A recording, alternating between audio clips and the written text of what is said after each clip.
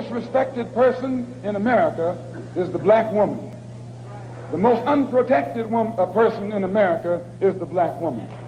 The most neglected person in America is the black woman.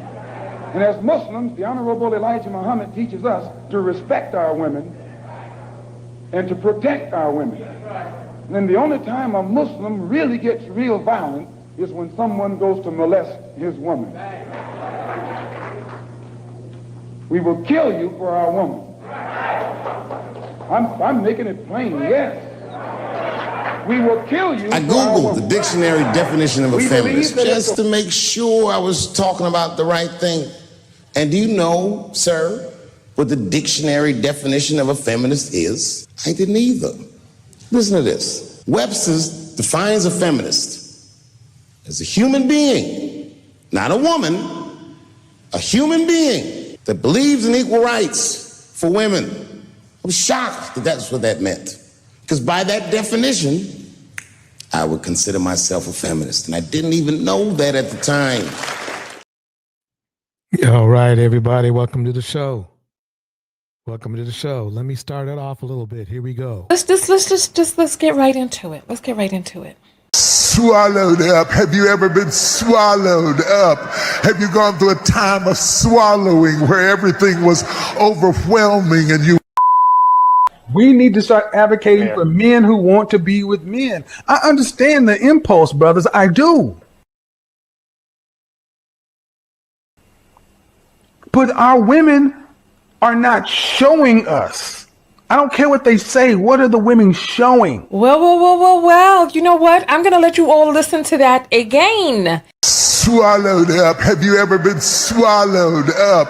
Have you gone through a time of swallowing where everything was overwhelming and you... All these conversations have been so good and refreshing, except for, that one. But our women are not showing us. Can I say something? I don't care what they say. What are the women showing? Can I say something real quick? Black women. All right. So basically, I thought I'd get online tonight because on the screen, according to the Manosphere Kangs, Malcom X is a simp.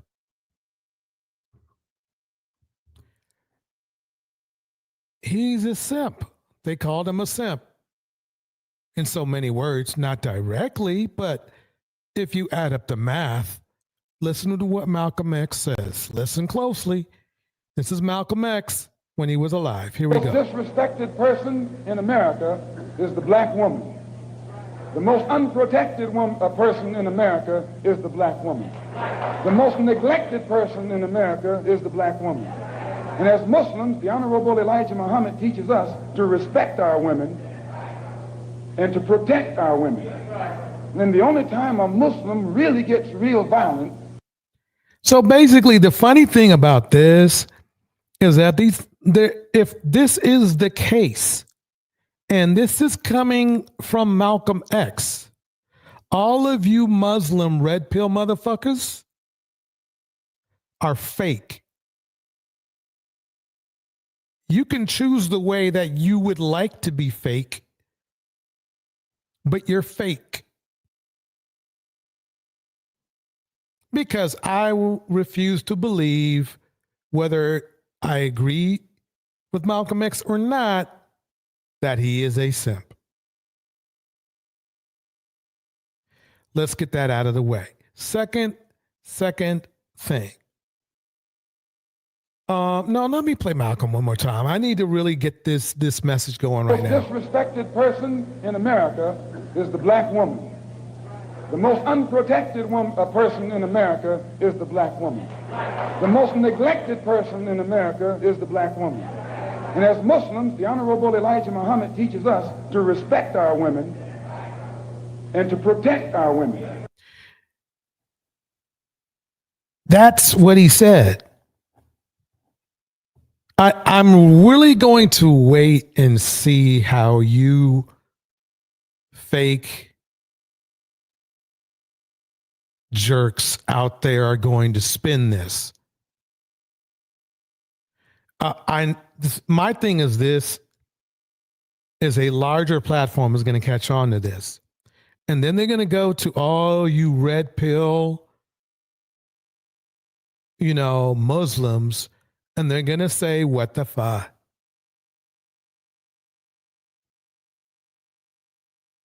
I'm sorry, but this clip was out before y'all started disrespecting black women like you do. Shout out to Tevin in the house. So the question I have is that what's your excuse now? Is he a simp? You calling him a panderer? We're going to get deep into this. Tonight, I'm going to continue my special on some people that really, I want to show you tonight. I am going to show you the hypocrisy of red pill ideology. We're going to get deep into it tonight. We're going to get real deep into it tonight. I'm going to show you that these dudes just want your money. They can care less about your mental state. They can care less about your success. They can care less about you. What they want is that money. Now, if you don't mind sitting back and getting entertained, that's fine. But you guys are starting to display a very toxic and a very dangerous level of hostility towards black women that you don't even know. Good pieces of advice from any of these people or a... Let me go ahead and show you one of your kangs. Let me show you one of your kangs. If there's one thing that the internet has taught me, it's that you can monetize just about anything. Ice cream so good, yes, popcorn. Ice cream so good. Imagine my lack of surprise when people monetized the epidemic of sad and lonely men. Hustle University is the greatest thing that exists on the face of the planet. That's what I want to teach you on this course. Unplugging from the matrix of fitness and game. And you might be thinking, oh, how big is this? Well, business is booming. Dozens of people, loads of YouTube channels that are earning millions of dollars a year selling a lie, claiming to have answers to a very real problem, but just making everything worse. So let's go on a journey together. I'm going to put on my Morpheus cosplay and hand you that red pill. We're going down the rabbit hole of truth. I'm red pilling the red pill and breaking these lonely, desperate men out of their Andrew Tate worshipping mind matrix. So basically, this is the deal. It's a fact that the majority of the men that consume red pill ideology and videos are lonely, disgruntled men. Obviously, a man like Klay Thompson or someone else like that who knows how to find and express love is not thinking about no red pill bullshit. And here's the ironic thing. All the things that the red pill lowlifes beg for from their women, being fit, feminine, friendly, submissive, and all that shit. Oh, cook and clean. Oh, cook and clean. Just being a good guy like Klay, he's able to achieve that naturally. He doesn't have to ask for or demand submission or anything like that. Treating a woman with class works perfectly well. Treating a woman with respect works perfectly well. And that's what these defects don't want to tell you. Is that all you got to do is just be a decent person. Miss Flozard in the house, Tevin in the house. Good seeing y'all. That's the crazy thing about it. All you have to do is be a decent person. And the sad part is you can't even do that.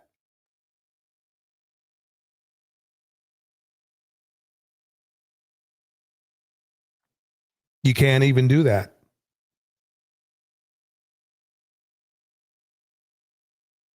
So that's the thing. I had to send a message real quick. You can't even be a decent person. And what's funny is that you haven't even realized this. Most of you men have not even realized that maybe I should just try being an honest, loyal, hardworking, respectable person, and let me see where that gets me with women. You might give it a try. I don't know. It seems to be working for Clay. Okay? You can't even do that. Let's keep it going. Here we go.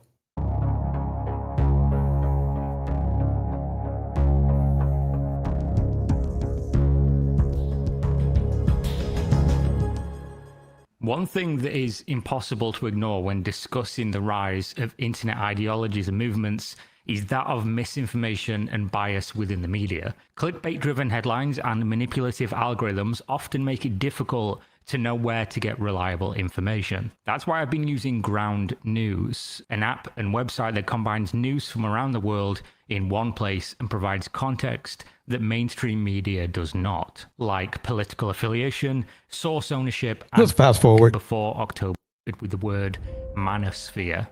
If you've not heard of these things, you might be surprised to learn just how huge this movement is. So the question of how it is the largest for Black people, it is the largest male movement in social media. Is bigger than the Million Man March. Miss Jackie Gaines in the house. Good seeing you, Jackie. What is on the screen now? What do you guys see on the screen now? A man who was indicted on child POR, you know what? Trafficking came to mind. And you guys love the shh out of him. You want to be him. That's scary. That is really scary. You literally are saying that you would want to be a criminal. That and the kind of criminals. One thing, you're a criminal, and you might have pulled off a robbery or something like that. That's bad enough. This dude did some very nasty the kind of criminal nobody wants to be. Here comes down to no normal person, I should say. One man. Sort of. Am I successful? Am I competent? Am I achieving things? Am I respected? If you start to look at these indicators of your life, you're going to end up being happier. Now, I do need to say that Andrew Tate himself has said he isn't red pill and that he finds the whole concept of most of the people. Oh no, not that I'm not red pill, but he's red pill. So the funny part about this is there's a lot of dudes out there too who say they're not red pill, but they just happen to use all the red pill jargon. I'm not red pill, but I want a fit and friendly woman. It's like, wait a minute, what, dude? Let me keep it going. Here we go. To be cringe, but his unwillingness to co-opt the term is relevant to the reality, and that is his talking points are almost identical to the whole space, and his popularity is what has accelerated the movement. And I do mean accelerated, because even without Andrew Tate or any other... Andrew Tate's not alone. See, it's a marketing attempt because, and as you'll see later on, Austin Holloman tried the same thing. The Manosphere figurehead, this was an inevitability in modern society. We were already headed down this path. Andrew Tate was never the cause. He was simply the most prevalent symptom. Why do I say this? Well, let's answer the question of why it exists in the first place. It'll probably only take you a few minutes to Google search if you've not already seen these very shocking statistics when it comes to the rise of loneliness in men, especially young men. This is the real epidemic that is going to claim more lives than Let me pause right there.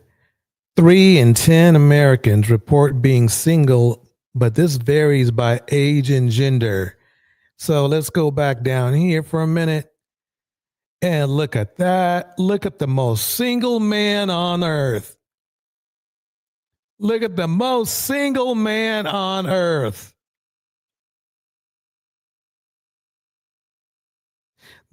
No, I'm not dissing you for, my people's from being the most single man on earth. I'm not doing that. No, because this is what we all wanted. So that's why I'm wondering why y'all still bring up that, well, we need somebody, we need my wifey material, when it's clear we don't want wifey material. Pink Boy Queen in the house. Let me repeat that. You all always give us that crap about saying you want a woman who's wifey material, body count, all that other crap, and we are not anywhere near that. Most single, most body count, most partners, most drama.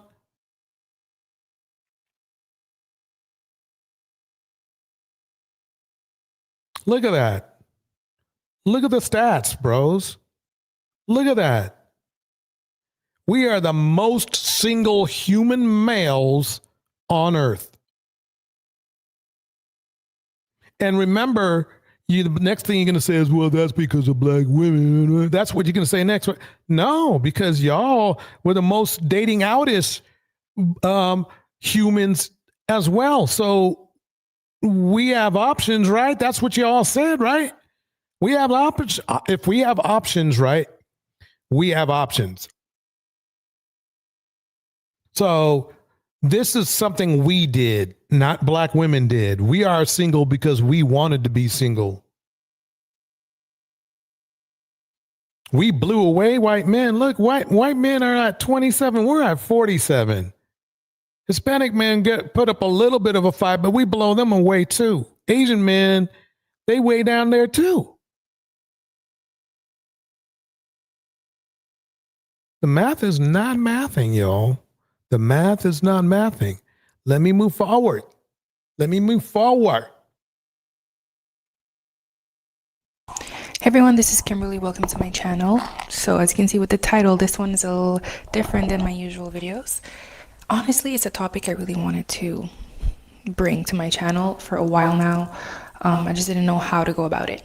I want to talk about how, sadly, okay, it is normalized to talk bad about black women in general, and especially when it comes to dating. Before I get into this video, I know you're looking at me and you're like, depending on where you're from, you might look at me and be like, are you black, or do you consider yourself black, or what's your background? Okay, so I am from Canada. So first of all, I'm not from the United States. I consider myself black. I identify as black, a black woman. I was born and raised here in Canada. My parents are from the Caribbean. Both are from the Caribbean. So yeah, my mom's from Jamaica and my father's from Dominica. Not Dominican Republic, but Dominica. I'm aware I have a light complexion. Okay, well, they have a new definition for you, young lady. They call you what's called an exotical. Let's move forward. Here we go. In the black community, we would say I'm light skinned. With that being said, I know that I have a different experience than a dark skinned black woman. So I am fully aware of that. That can be up for debate, because I'm sorry, ladies and gentlemen, things have kind of changed with black men. If you date black men, basically I see that Quite honestly, the term that Cynthia G came up with is accurate. The same black man. Basically, I think that maybe being light-skinned or being defined as a preference, i.e. exotical or something like that, you might find yourself in a situation where you might, because of your light skin, and black men are always looking for what we would call proximity to whiteness, and you're technically closer to that. It might buy you time, but if you read the news or if you read the stats, all negative behaviors that black men express to black women, darker black women, they do to exoticals as well. It's almost, in fact, it can be worse, because if you are with the wrong type of black man, if you are with a black man that has what I call a cluster B disorder, you're going to get it. You're going to get the same hands and feet. If they see you as a possession, regardless of race, really, as a woman, if a cluster B black male sees you as his possession and ownership, and you say no, you're getting hands and feet.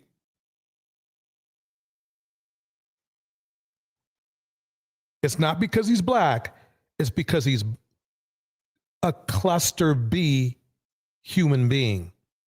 And there's unfortunately a lot of cluster B humans, not only in black culture, but also all over. But tonight, I am trying to save my peoples. So I'm here to save my peoples. And so you are not going to hear me go, what about this race? And how about that race? Because I'm focused on my peoples right now. That's what's going down. So let me keep it going. Here we go. I'm getting into this video. So what I've been seeing a lot, and it's nothing new, right?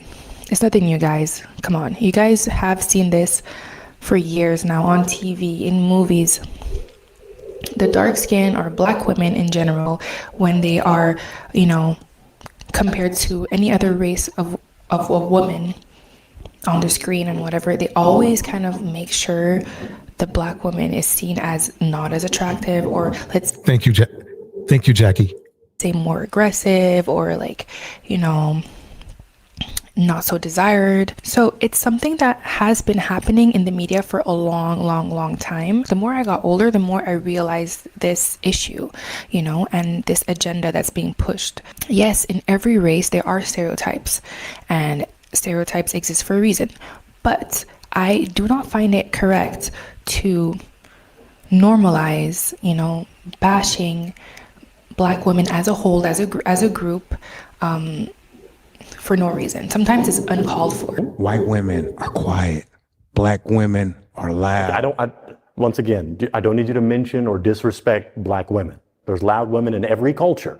So can you move forward without mentioning race or ethnicity? And don't get it twisted, bro. We do not care what race you prefer to date or who you like. Just don't hop on here degrading black women. Then it just be so unprovoked. Like they'll be like, I like white women because black women, like, why they have to be your base? It ain't because you love her. I ain't even gonna lie. I blame they damn daddies, man. They probably was dogging out their mama, seeing that, then got one bad experience from a black girl, and then, and then the double standards be so weird. Like I noticed, like with Latina girls, if they like aggressive, they call it feisty and attractive. Then if it's a black girl, it's loud and ghetto. Like, bro, it just really be that internalized hate. They don't like their mama for real. The thing that gets to me the most is it will be the blackest man that will come out and say the most vile, disrespectful, bars. Corey Holcomb comes to mind. It'll be the ugliest, most disgusting looking men that say the worst things about black women. It is the weirdest dynamic ever. You would think they would be humble because it's like, hey, I'm not the best looking guy. And don't get me wrong, I have seen men that are not the best looking actually be married or be in a relationship or be attractive because of good character. But a lot of these men don't have that. The majority of these men don't have that. And that's the weird thing. It's like you would think that if you are a big man, you got a gut, that you would not, the last thing you would want to do is put attention on a woman's weight. But you want to know something? They do it anyway. It's the most hilarious thing you have ever seen. And now there's a hate big black women movement. There is literally that. So hating black women in general is not enough for these people. Now they're getting to the point where now they're pinpointing certain characteristics of black women, whether it be hair, nails, weight, size, height. They got bigotry. Black men are way more bigoted towards black women than any other race of man. It's the craziest. I'm shocked. I'm really shocked. It's amazing to me to see this today, that the most dangerous and most bigoted man towards black women are black men. Hey, if you want to date outside, by all means, go for it. But don't use black women as an excuse. Discussing things about black women publicly. And what looks so bad, this is what I think.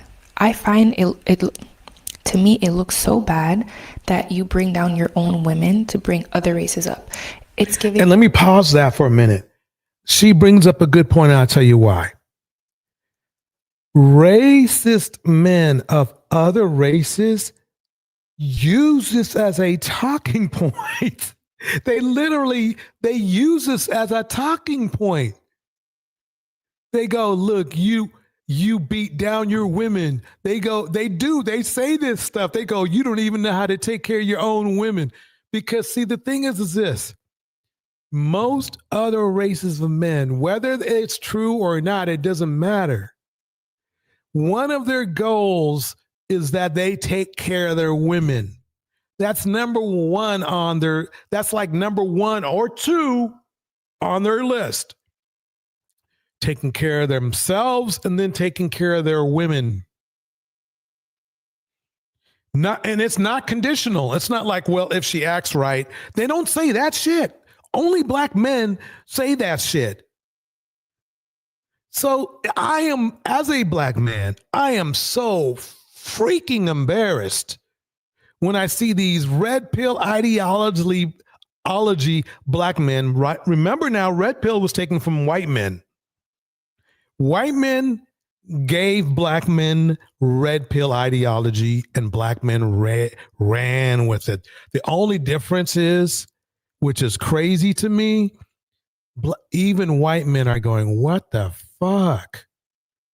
We didn't mean it to go that far. We just wanted to complain about women here and there. Y'all are just like, y'all making another hate group. That's what's going on. We are literally outdoing other races in bigotry towards black women to the point where it bothers them. It literally bothers them. And the painful part is it plays out in abuse in DV. It's not just words. We are wrecking our own women, and you love it. Let me calm down. Let me calm down for a minute. I mean, literally, let me spin this. Being self-hate, okay? And it's really deep when you think about it. It is self-hate, by the way. That's your primary problem. I guarantee you, if you went to a therapist for about 1 year, because it will take a year. I'm not going to say you can go for 1 week and be cool. No, it takes time to reprogram yourself. You're saying you dislike certain things that you yourself have. You speak about it as if it's disgusting, like you wouldn't look at it, you wouldn't touch it. At the end of the day, I actually don't care too much about these men, and I don't even want any black women to like beg any guy that speaks like that about them to love them, to like them, to look at them, to even consider them pretty. It would not even be a compliment if these men that talk like that find you pretty and be like, oh, you know, you can be an exception. I don't date black girls, but you look pretty for a black girl.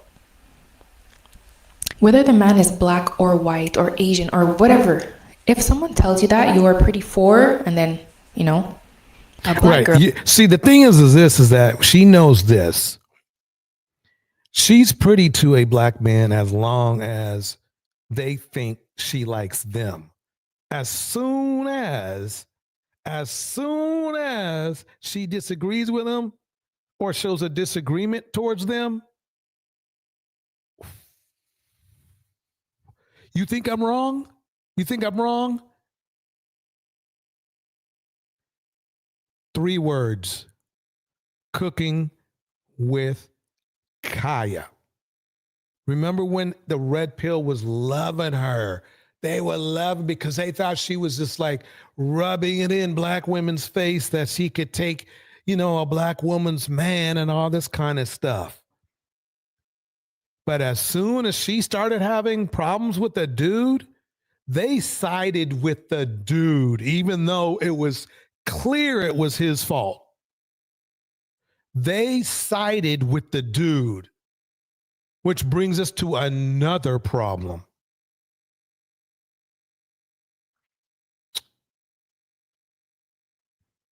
Gemini used to tell me a lot of these red pill black men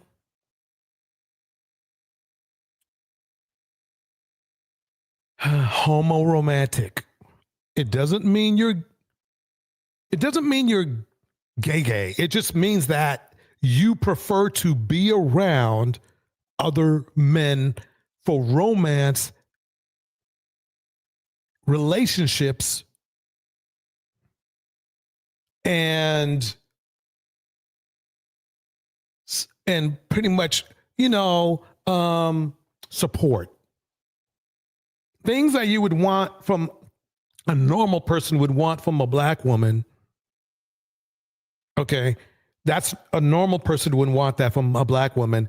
You prefer to get it from black men. You want to see it? You want me to tell you proof? Check out that clip of Blueface telling DDG he loves him. This is a man that spits on his own baby mothers. His own women, he spits on them. He literally sits there and disrespects them as much as possible. Has no loyalty to them at all. But he's loyal to DDG. Oh, no. He's loyal to DDG. He told DDG on live video he loves him. You see how he treats Krishan. DDG does not get that kind of smoke.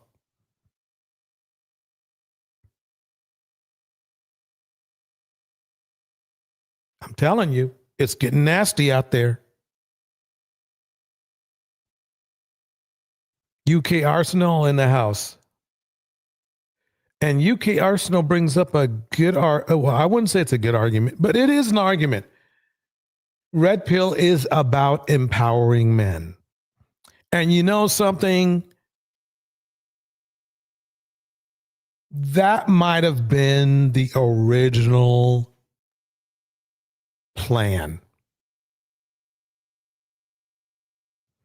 I'm not going to disagree with the idea that Red Pill was supposed to be empowering men.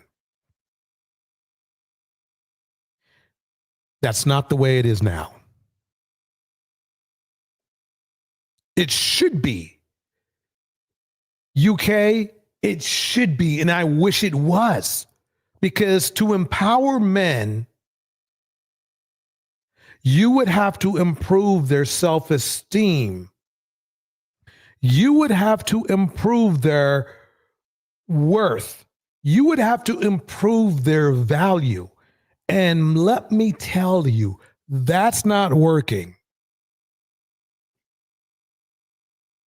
Now, for certain other groups of men, maybe, because I can't speak for other groups of men, but I can speak for black men. And I can say that it's the worst thing that happened to black culture. Right next to gangsta hip hop and drill music. I mean, when they said drill music, they really meant drilling people. Rollo Tomassi has saved many men's lives.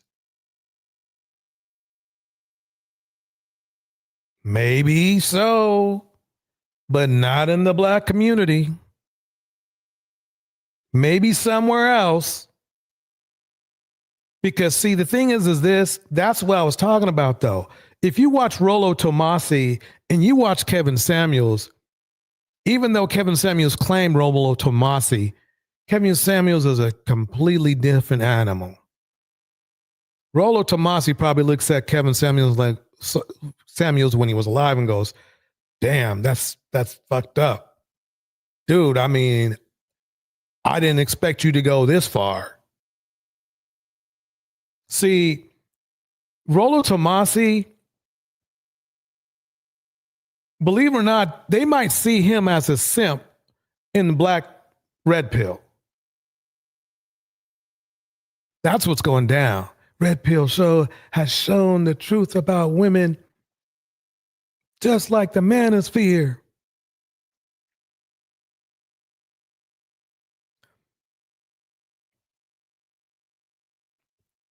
Like what?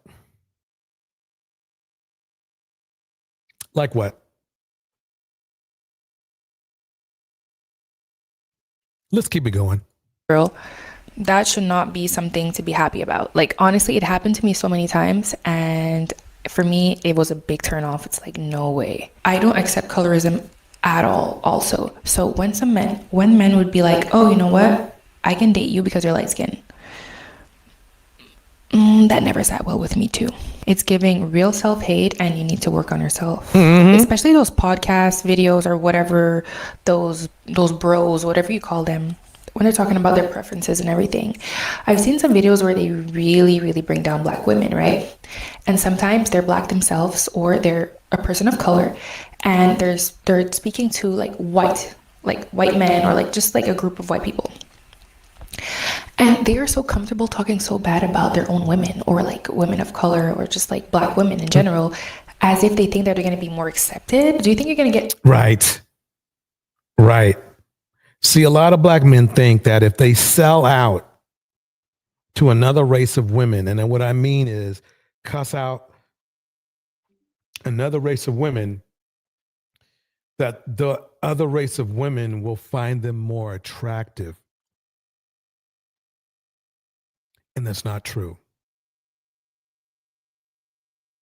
In fact, a lot of women, those women that have value in those other races, they find that disgusting because they have friends that might be black. They might have friends that are mixed or exoticals that they're perfectly cool with and might be their best friend.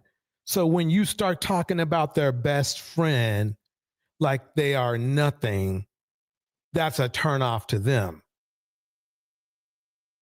That's a turnoff to them. Let me keep this going. By the way, that young lady's name is Kimberly Michelle. So let me show you a perfect example of what I was talking about. This is I guess in the world of cluster Bs, Ches Charday would be seen as a flying monkey. And I do not mean that in a racial way. It is a type of situation, or a flying monkey is a friend of a narcissist. Let me just say that because I need to make sure it's clear.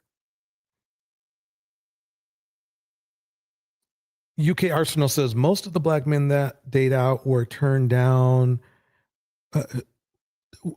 down. The black women upset because black man has money and is doing better.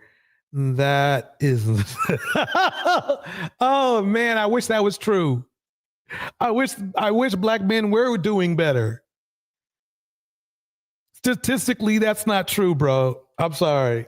I got to keep going. Here we go.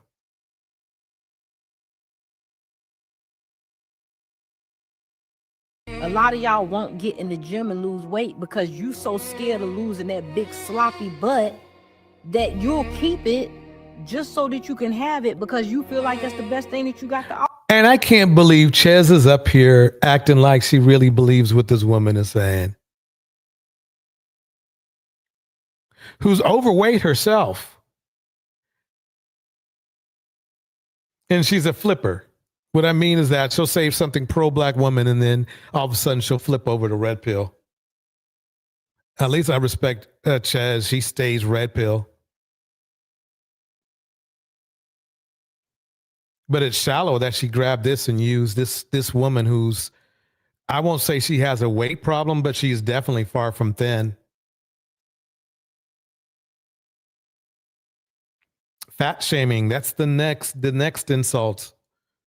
That's the next insult on the list. Instead of, you'd think they would have tried like, hey, why don't we hit up the gym or let's get more black women, fit, just for the sake of being more healthy or something, right? But no. War on black women's weight.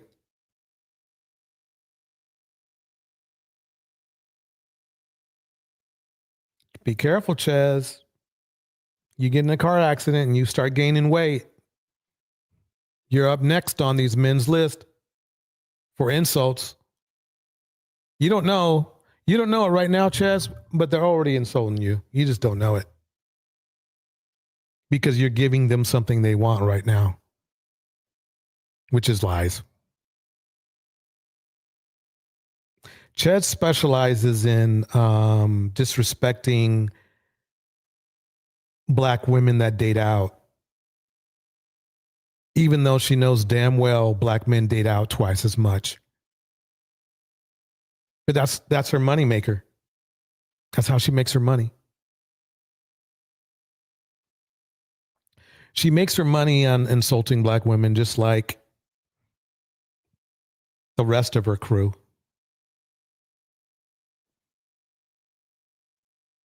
You fall out, you disagree with the black man, you see what happens, Ches.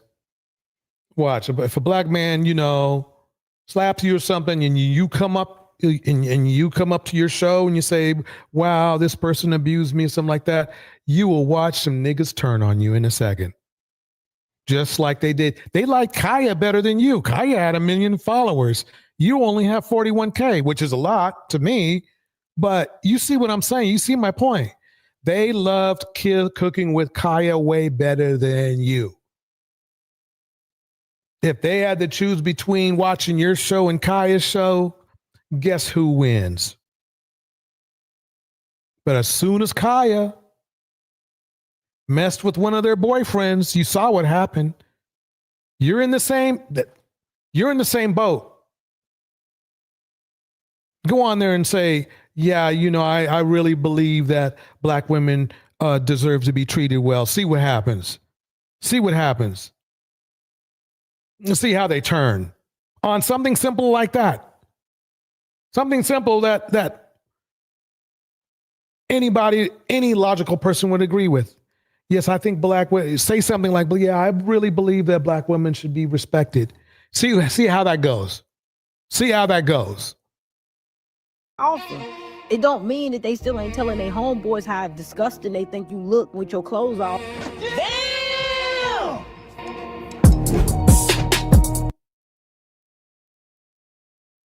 War on black women. Ches Charday's right there with the black men.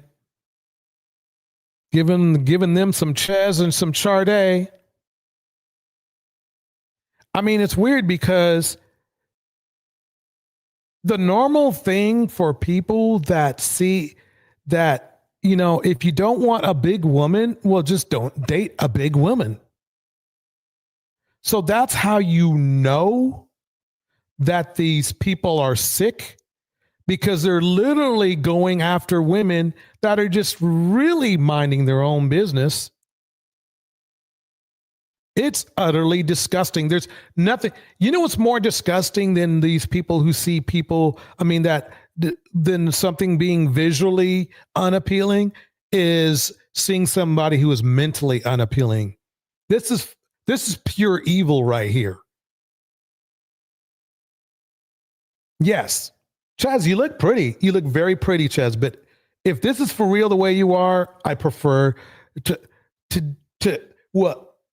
I prefer to go elsewhere, regardless of weight. How about that? That's how disgusting this is. You even bringing this up.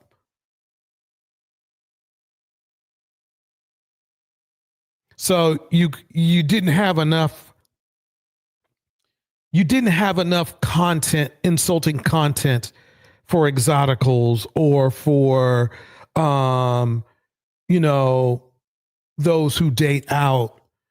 Now you want to bring in women that are larger than which you think it's supposed to be. That's slavery type shit. That's a slavery. You're literally inheriting a slavery mindset from black men. Because why would you care? That's better. Look, let's say you were single, Chaz, right? You would think, well, what do I care if a woman wants to be big? That just means more men for me, right? Most women, and that doesn't even sound right, but most women, you literally went out of your way to insult somebody who is not even thinking about you. You need to think about it like that. That's what's disgusting.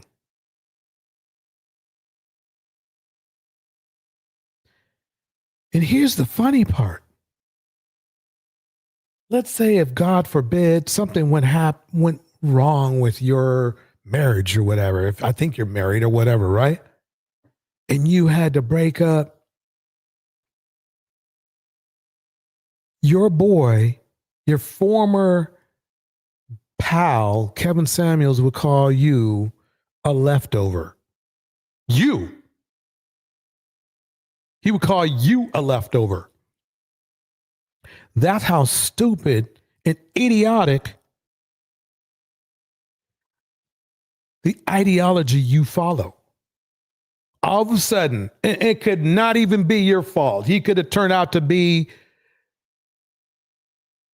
Blueface. Or he could have been a cluster B.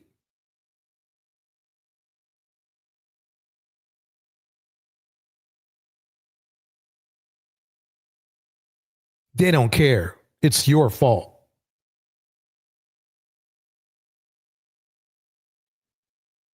It's your fault.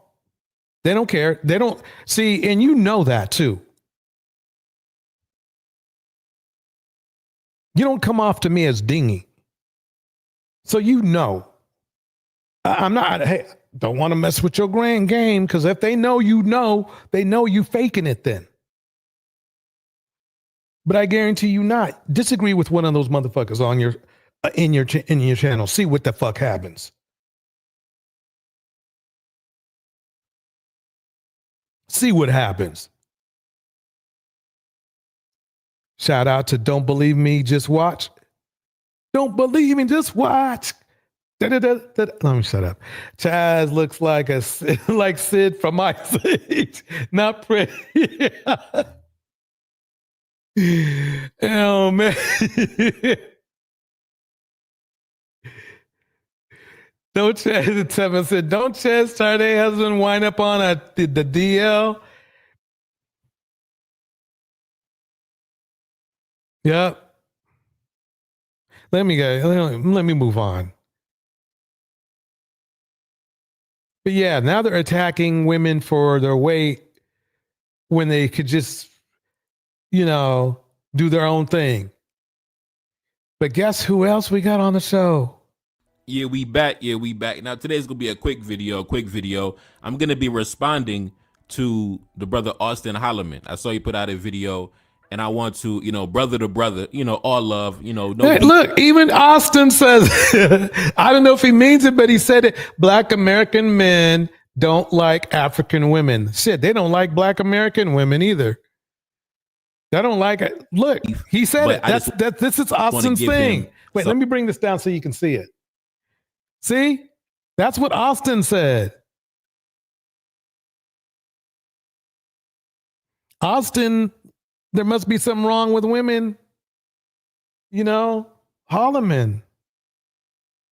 Austin, that's why my father beat her Holloman.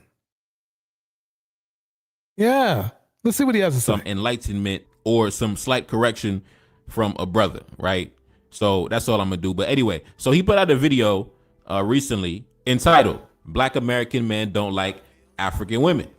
And not wasting no time, I'm gonna jump into the clip and I'm gonna come back with my commentary. Let's go. Here I am 1 year later remaking this video, and I didn't think I was gonna have to do this.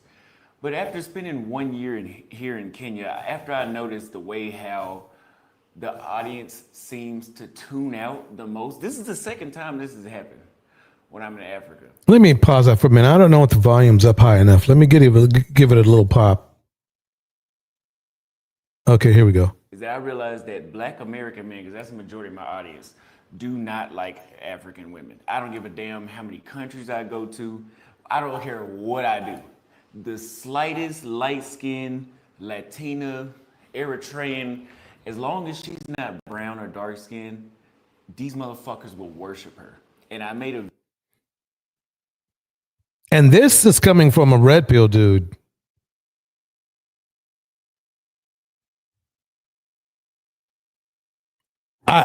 Let me play that again. Let me spin that one more time. This is coming from a dude who don't respect women himself. But he's telling you what he sees. He's telling you the response he gets on his channel. Seems to tune out the most. This is the second time this has happened when I'm in Africa. Is that I realized that Black American men, because that's the majority of my audience, do not like African women. I don't give a damn how many countries I go to. I don't care what I do. The slightest light-skinned, Latina, Eritrean, as long as she's not brown or dark-skinned, these motherfuckers will worship her. And I made a video about this last year about self-hatred amongst the Black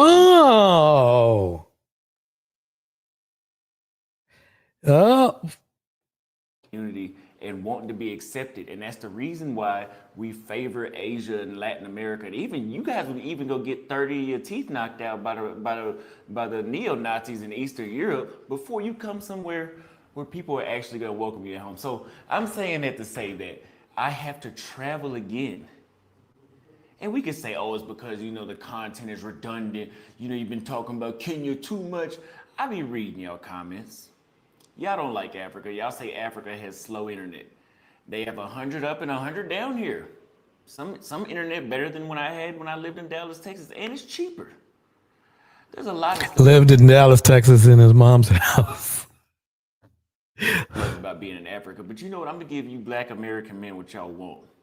And I will go back to Latin America for a short period of time. I won't be there to live. I'm going to go there to just show you guys. And I want you guys to look at the difference in the comments and the views and the critiques of Latin America versus Africa.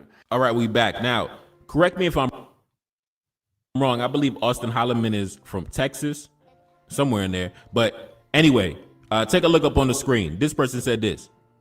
It's not black men collectively. It is the audience your platform attracts. Not all, but many black passport bros already have anti-black women sentiment, and they follow passport bro creators to live vicariously through them. You mess up their fantasy with African women. Now, I want to talk to Austin mainly about the audience that he built up over the years, right? And I agree with what the brother said. It's not black men collectively. It is the audience that you've cultivated over the years. That's why it's so right, important. because see, the thing is this. He rode that hate American black women boat too. But you know, he's kind of got that cluster B going on himself, Austin. So basically, either two things are happening right now. His sales are dropping, and he's mad that the African sales are dropping, you know, and he's thinking about it like that. Or maybe on the positive side, maybe he's waking up to see that the hate that he used to give out, the same kind of smoke he used to give out, that he's noticing it now. Maybe he's becoming a better person.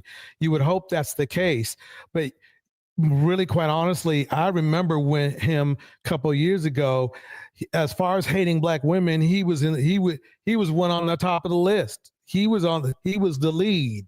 So it's funny hearing that come from him. To make sure you cultivate the right audience, right? And I made sure coming into YouTube to make sure that I created a specific type of audience, right? I was not chasing every single demographic. I was not chasing every single sector, every single group, no. I wanted a certain type of individual watching and congregating in my audience. So I made sure to put out content that attracted that. Now, when you talk about the Passport Bros, you have to go back to their origins. Where did the Passport Bros originally come from? The Passport Bros came out of the original Manosphere movement, the Black Manosphere. There it is. There it is. That they're really a tributary of the Manosphere. That's where they came out. They were the ones who said that we're so disgusted with black women. Let's get on a plane. And their destinations were anything but Africa. He's just mad. My gut feeling is not as positive as I would wish he was. Just his wake up call. He's not waking up. What he's saying is he's seeing his sales are much lower than they were when he was in a non-black culture, even though Brazil is pretty damn black, but it's different. They had the women that they lifted up there were not black. Fear guys, right? Guys like O'Shea Duke Jackson and guys like that back in the day, before O'Shea Duke Jackson was, so-called, going to Africa and being a Pan-Africanist, things like that. But the Passport Bros came out of the original Manosphere. Now, what was unique about the Manosphere back during that time, there was no ethnic conflict amongst black men. You could be in a panel or in a chat room in the Manosphere, and you have black men from all different nations, all different backgrounds, all over the world. There was no conflict. There was no tension. It was just black men congregating all over the world from different walks of life. Now, there were different sectors of the Manosphere. There were some black men that were more interested in entrepreneurship and business and finance and economics. There were some black men that were more focused on, grooming and appearance and making sure you're fresh and wearing in the right fabrics. Now, I don't know where that went, because of the last 3 years, I haven't seen any kind of like black. How about this? Somebody give me 10. There's thousands, by the way. There's thousands of Black Manosphere channels. We know that. So just give me 10 self-help channels for black men in the Manosphere. You won't find them. The right clothes. Kevin Samuels, right? No, Kevin Samuels was a bad idea. He dumped that clothing thing as soon as he found out disrespecting black women was a better deal. Yeah, and right. And he's definitely that. Let's move forward. For your other ulterior motives. So, another Manosphere dude here.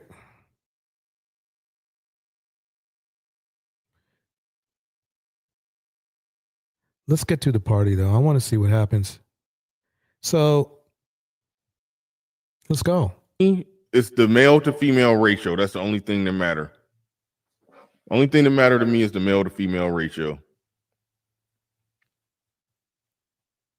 That's how I define it. I don't care what people are doing and who they doing it with. If the male to female ratio is off, I call it a train and I'm out. Yeah.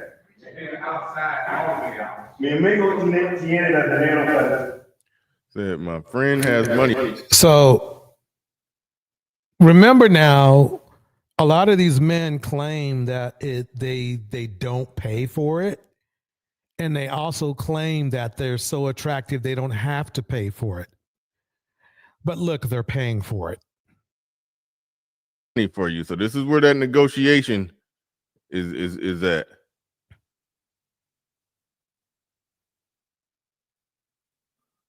This is where that negotiation is coming from. Let's go. Mi amigo tiene. And if she don't want to go, I will call. Now, here's a question I had. Chantel Simone said that these black men get on a plane, fly to literally places that you could call them war zones that are red light districts, and then say that they are seeking out women with unused wombs. That is hilarious. As 100 for you. Perhaps 100 was agreed to.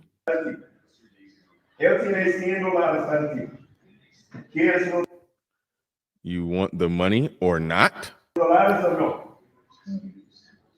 You got the money, right?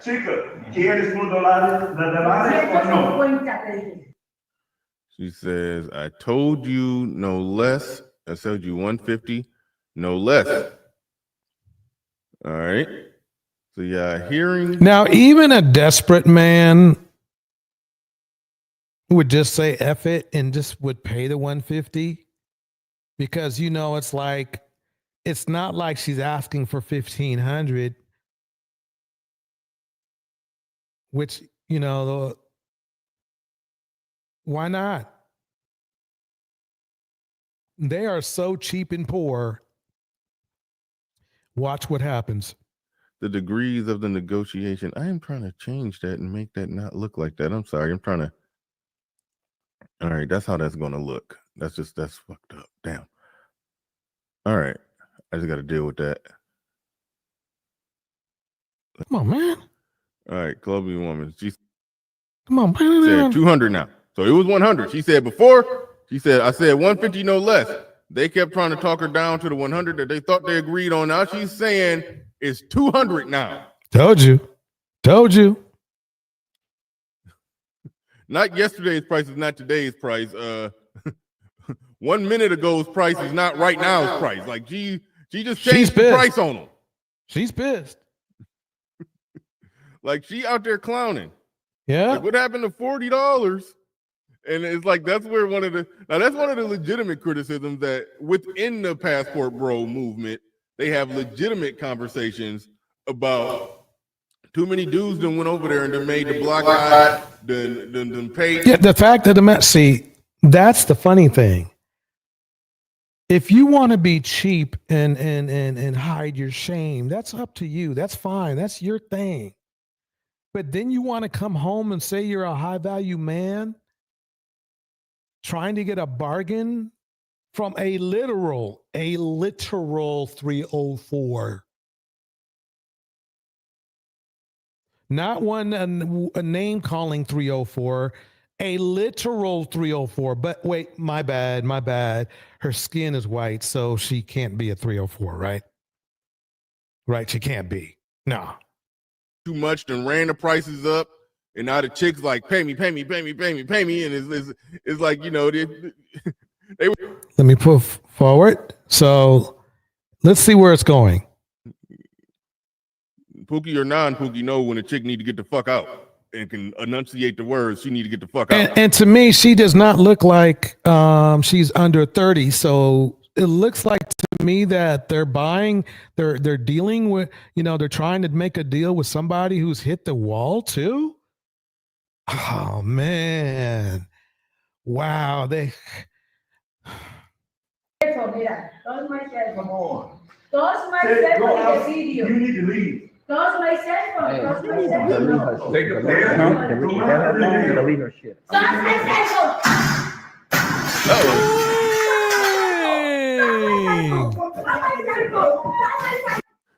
Looking and sounding very Keisha E out there. Yeah, he accidentally said that. He's from the red pill. He didn't mean that. He didn't mean that. Yeah. Where's the peace that they claim they get? Where's this submission they claim they get? See, let me show you submission right here. Let me show you submission right here. From these dudes. Let me show you submission right here. That's just normal man. You know, you ain't got to be a Pookie to be like, man, you got to get the fuck out of here. No, that is Pookie. No, take her outside. You got to go. You're like, no, that ain't Pookie shit. No, that's not. That is Pookie shit. Man. Nope. No, that's Pookie shit, bro. Non-Pookie know because see, bro. Let me straighten you out here, Bernard. Basically, the thing is this: true men have true class, and they know how to deal with people in a way that those people leave peacefully. You don't have to rush or get all that. That's not the type of masculinity you're talking about. Is fake masculinity, which works great in the hood, as you can see. Black men are dropping like flies, drilling each other every day. That's why they call it drill rap. So you can bring that ghetto shit, but I can tell you one thing right now. That's not how it operates. All they had to do is thank you for coming by. And say, hey, sorry for your time. You have a nice day. But no, they wanted to be cheap. They wanted to be, kick out some low level shit. They pissed her off. Plus, she probably don't even like them. She probably don't even like dark skinned men. Let's see what happens though. Fuck out and can enunciate the words. She need to get the fuck out. She does actually, Bernard. I don't think that's their place. Might be a place that they rented, but you better be careful, Bernard, because in these spots across seas, especially with her with that white skin, they might kick the brothers out and let her stay there for the remainder of the night. Yeah, it works like that. So I don't see what. I mean, some stuff. Todos my cell phone is video. You need to leave. Todos my cell phone. Todos my cell phone. Take a Todos my cell phone. Looking and sounding very Keisha E out there. See, he's nervous. You can see Bernard's nervous because remember he's on the hate black women boat. He's on the hate black women boat. He's not. I mean, he didn't expect to see all this. But yes, sir. Yes, you're right. That is Keisha E.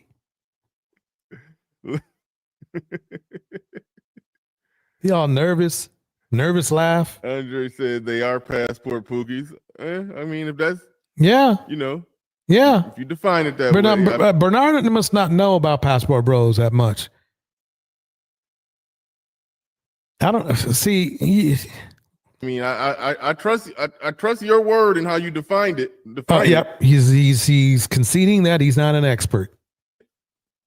But they didn't seem like no pookies. Let me go forward. Look at this. Not good. Leave her shit. Boom.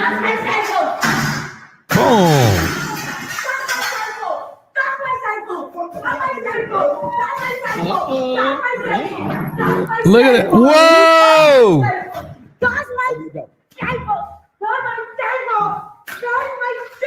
And the funny thing is, this shit happens all the time.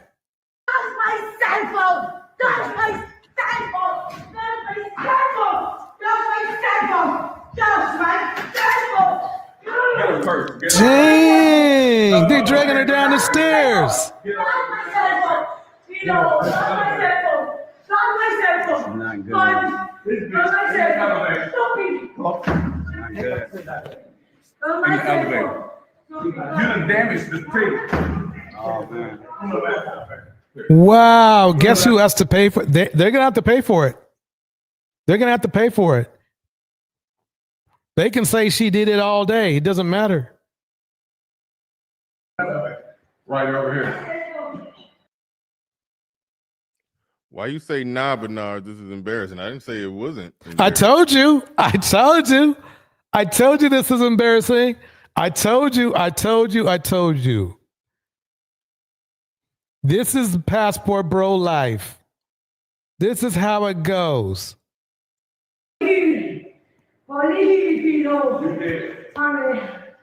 Oh, she cut herself.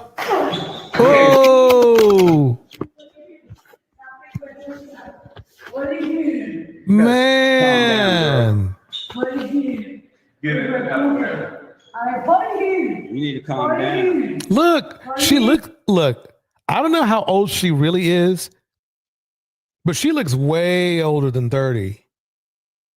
So there's nothing wrong with that. Look, she's the age she is, right? But I just don't want to hear that crap when they try to talk bad about black women being older or whatever, when they're literally getting on a plane. These men are getting on a plane, flying for hours to land to get with somebody who looks like, quite honestly, she needs to retire.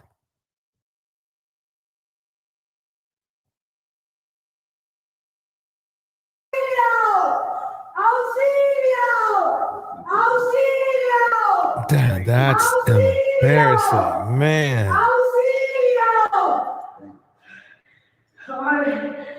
Guys, please leave me a comment below. Let me know what you think. Kindly like, share, and definitely subscribe to the. All right, that's the chick talking. These dudes, these love that chick talking. That chick that you just took her content from. Man, these dudes. All right, we're bringing some people up. Welcome, Game Changer and Andre. Let's move that. Two low lives. At least Game Changer. I haven't seen Andre for a while. Game Changer, he's a low life. Yeah, the Game Changer likes to go to Thailand, where just happens to be the number one ladyboy destination. Don't get me wrong, the women are beautiful as well, but some of them are not women. And it's funny that he loves to go there all the time. Banner down there. I just made a new format on the fly, but let's move that banner so we can. So yeah, this is remember, ladies and gentlemen, when the passport bros were spitting in black women's face, saying that the women are more submissive across. This is submissive. This is what submissive is right here. All right. This is what submissive is right here. This is it. This is what submissive is. This is what the police had to come. See, this is where they messed up. Number one, the deal should have been done. First of all, let's think like this. These guys are so ghetto fantastic. You would have paid. What you do is at least you would just look, you ask at the door how much they will charge. And then you either pay or you don't.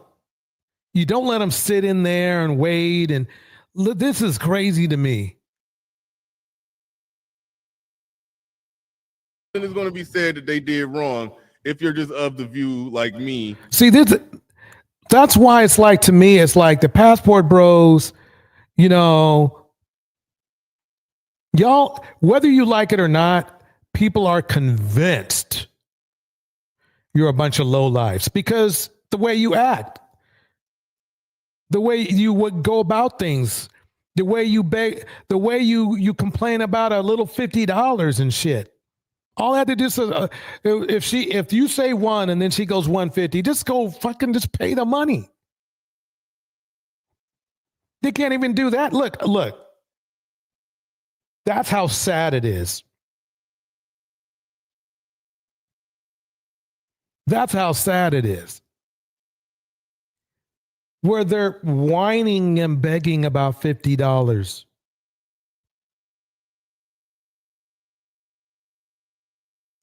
After they got on a plane flight over there. So I don't want to hear anything about the just the first passport bro I hear talking shit about black women, about submission and shit. I'm showing you this clip. I'm showing you this clip. I mean, this is act natural under pressures in the house. I mean, this is the truth right here. If you, oh yeah, did that woman look like she was treating them good? Did that woman look like she was treating them better than black women? Huh? Guys, please leave me. Yep. Let's see what these. They have to say, "Oh no, I'm a super." See, and let me tell you, other cultures of men are looking at you guys, and they are just like, you guys are like stupid. All of you, they're looking at you like you are stupid. You guys want sex that much that you're willing to beg a 304 for it for a mere 150 and then get mad when she says 2. You guys don't know how to handle yourselves and definitely don't know how to handle a situation. But you know something? It makes sense. That's why y'all are like, that's why y'all are whatever. This is why it's like it is. That's why your boy got kicked out of Brazil when he went. Oh, my bad. He doesn't claim you all anymore, does he?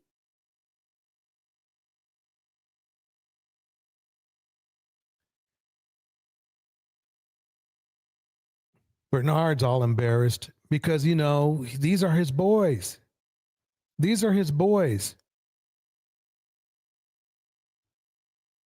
You don't know what to say. Sorry, they're living that red light district. There's nothing about submit. They pay for submission. These women don't even respect them. If a 304 won't respect them, then you know, because a 304, I mean, the what she could have done, and I'm talking literal. I mean, she would say, yes, this is what I do. This is what I do. This 304 had no respect for those dudes. Because if she did, she would have just left.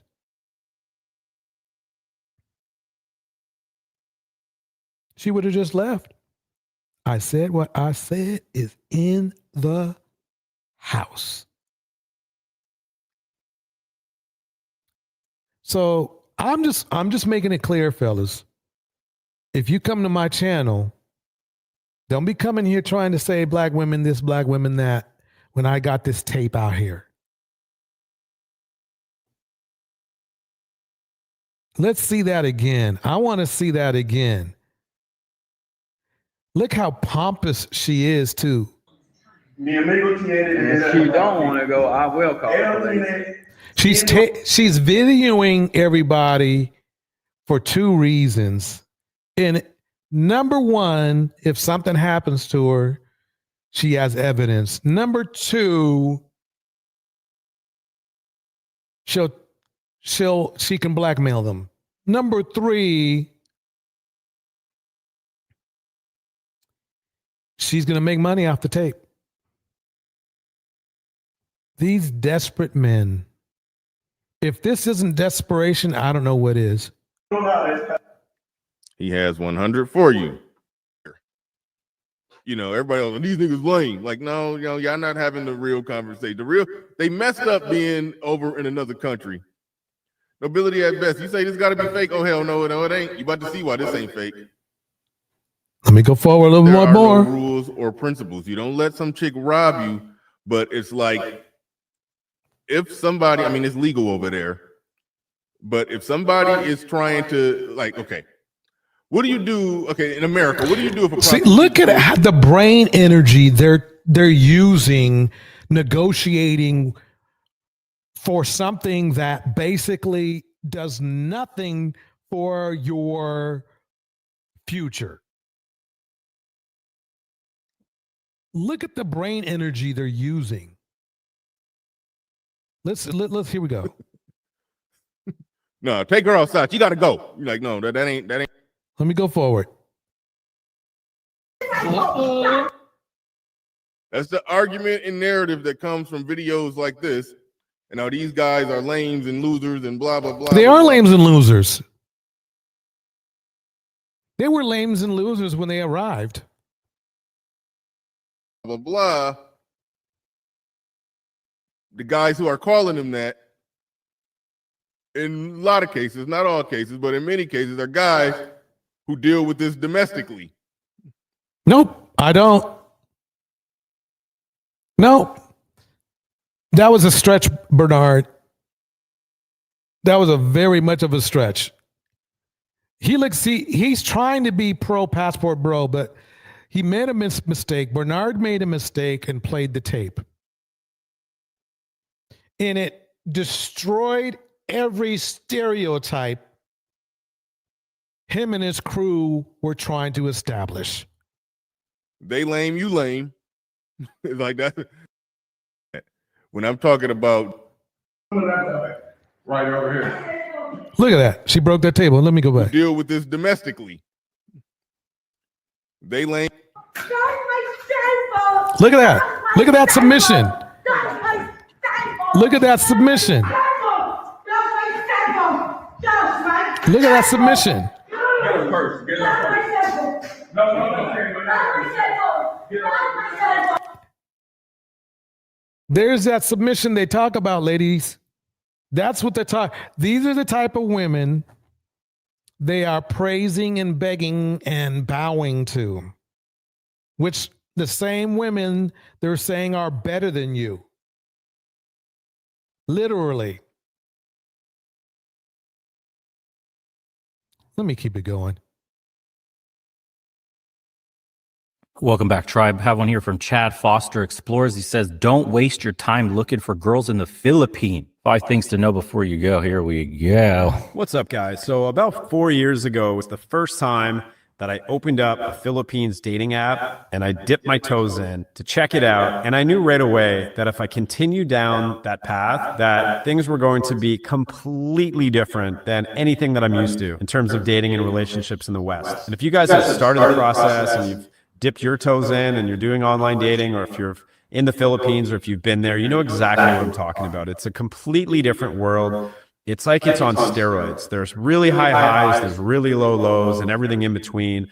And there's a lot of things to figure out. There's a lot of pitfalls, but there's a lot of potential for amazing relationships and dating opportunities too, like better than anything that you've experienced back home in most people's eyes. So in this video, guys, I've got 5 things that I'm going to go over. 5 of many more. I'm going to make a bunch of videos breaking down these things that I've learned myself through my own experiences.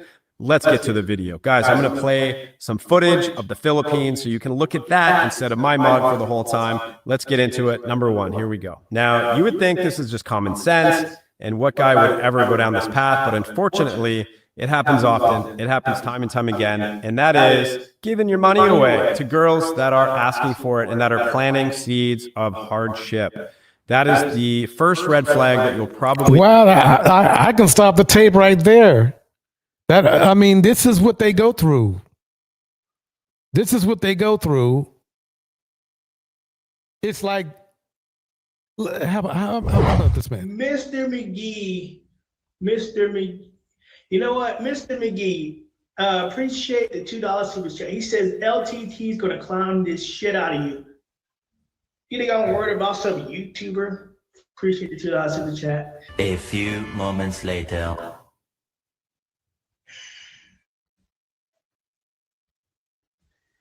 All right, fuck this. I can't do this. I'm gonna give him his money back. Here, I can't do it. Start banning people. Get rid of the trolls. Get rid of them. Get rid of them. I can't do it. I'm gonna give him his money back. I can't do it. I can't do it. You'll be refunded. I can't do it. I've tried. I can't do it. I can't do it. I can't do it. This was the video, I think, that Floyd was begging for money because he ran out. For some reason, these guys, they can't count. They go to these places and they just They just run out of money. Pretty much like this guy did. Creating a big line. He ran out of money too. What they want. He ran out of money too. There's nothing wrong with running out of money if you know that happens in life. But this dude ran out of money. He ran out of money, acting like, but right before he ran out of money, he was supposed to be a millionaire. Oh, my books and oh, this and oh, that. Let's see what old Courtney has to say about him. Said before, because they are changing up their ideas. Like that's another professor they never had probably not. Or to fit a narrative today. I don't do that. I've not removed no video on my page. There's no video that's been removed. Let me go forward. Panel with this psycho. He is not invited over here. We're creating a big line, the China wall that I said, of those that are real, those that are fake, those that are wanting to do the work, those that are don't, those that are truth tellers and have integrity and not selling themselves, to those that are willingly compromised, want to be on the coon train and try to support and downgrade their own space that they help create for the possibility of clout. Let me show you what she's talking about. Let me show you what she is talking about. Okay, so I got that.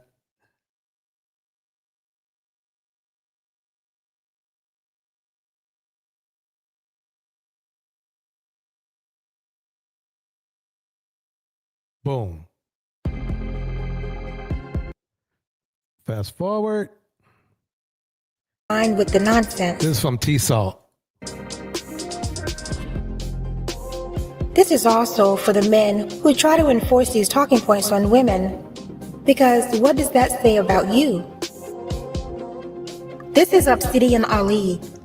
He prides himself on being one of Kevin Samuel's closest friends and the main member who has been keeping the Black Manosphere going. 2 years ago, he organized a meetup in Atlanta for the members of the Black Manosphere. Check this out. Look how empty that room is. Look how empty that room is. After Kevin Samuel's YouTube channel blew up to over 1 million followers. So if you go to one of his shows, expect this. This is what you're going to see. An empty room. That's important to note because it seems that only a few of the members who subscribe to the Manosphere talking points attended. But this is an example of the members who did attend. And remember, ladies, this is the leadership that they want you. Wow, they look really high value to me. To follow.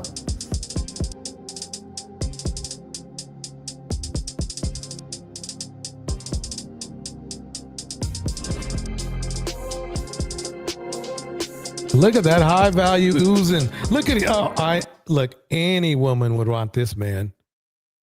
Any woman would want. Oh, come on now. Angela Reddick in the house. Any woman would want this man, right?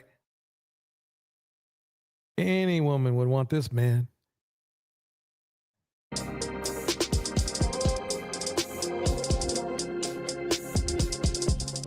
I don't know much about Obsidian Ali, but this is a women who are essentially insufferable bitches, intemperate. Take on black women who are combative, masculine, manless. Take on black. So, let me jump in here. Let me. To why they would even my Here we head go. spin. This is my black women. This is the part right here. So Mr. Pro Black Obsidian. Remember this, y'all. This is the part right here, right here. This is the part right here, right here. Call me. There's a part right here, here. What?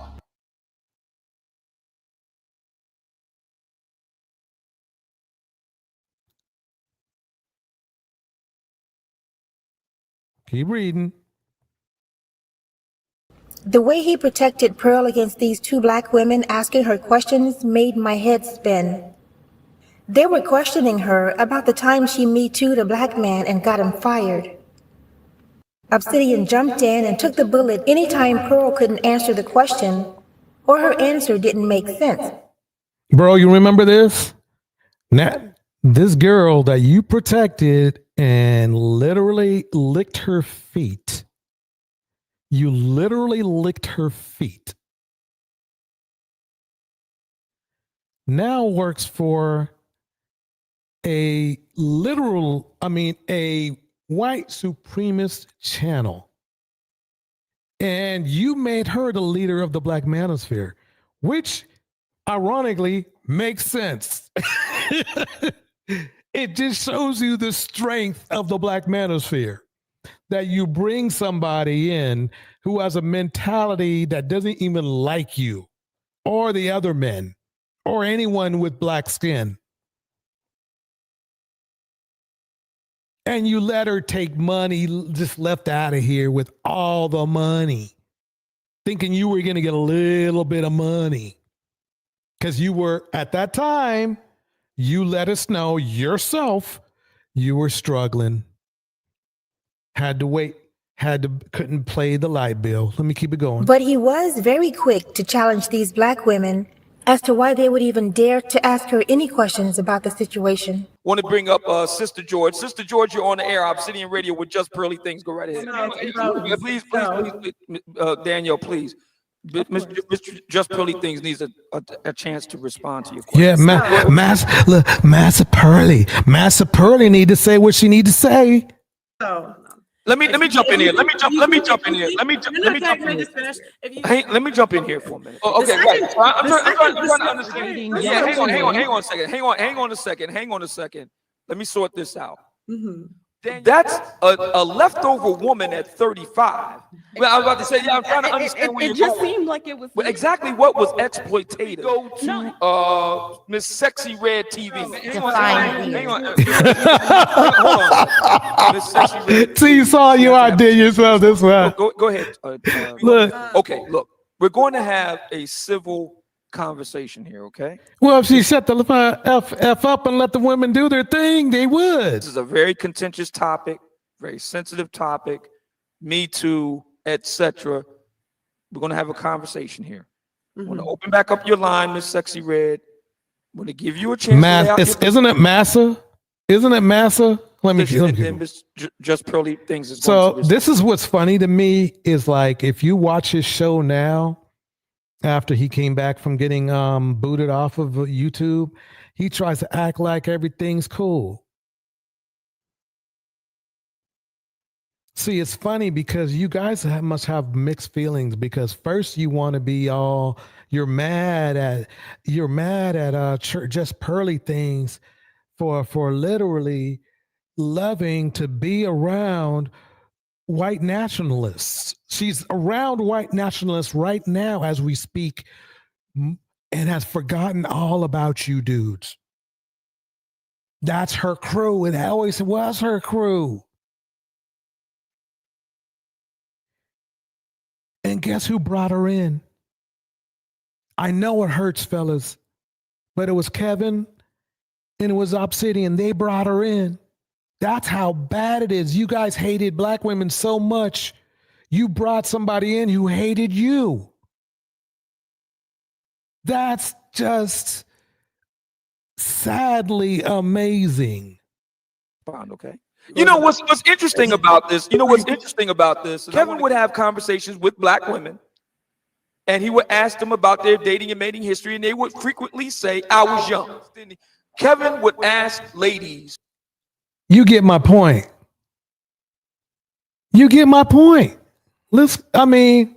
You get my point.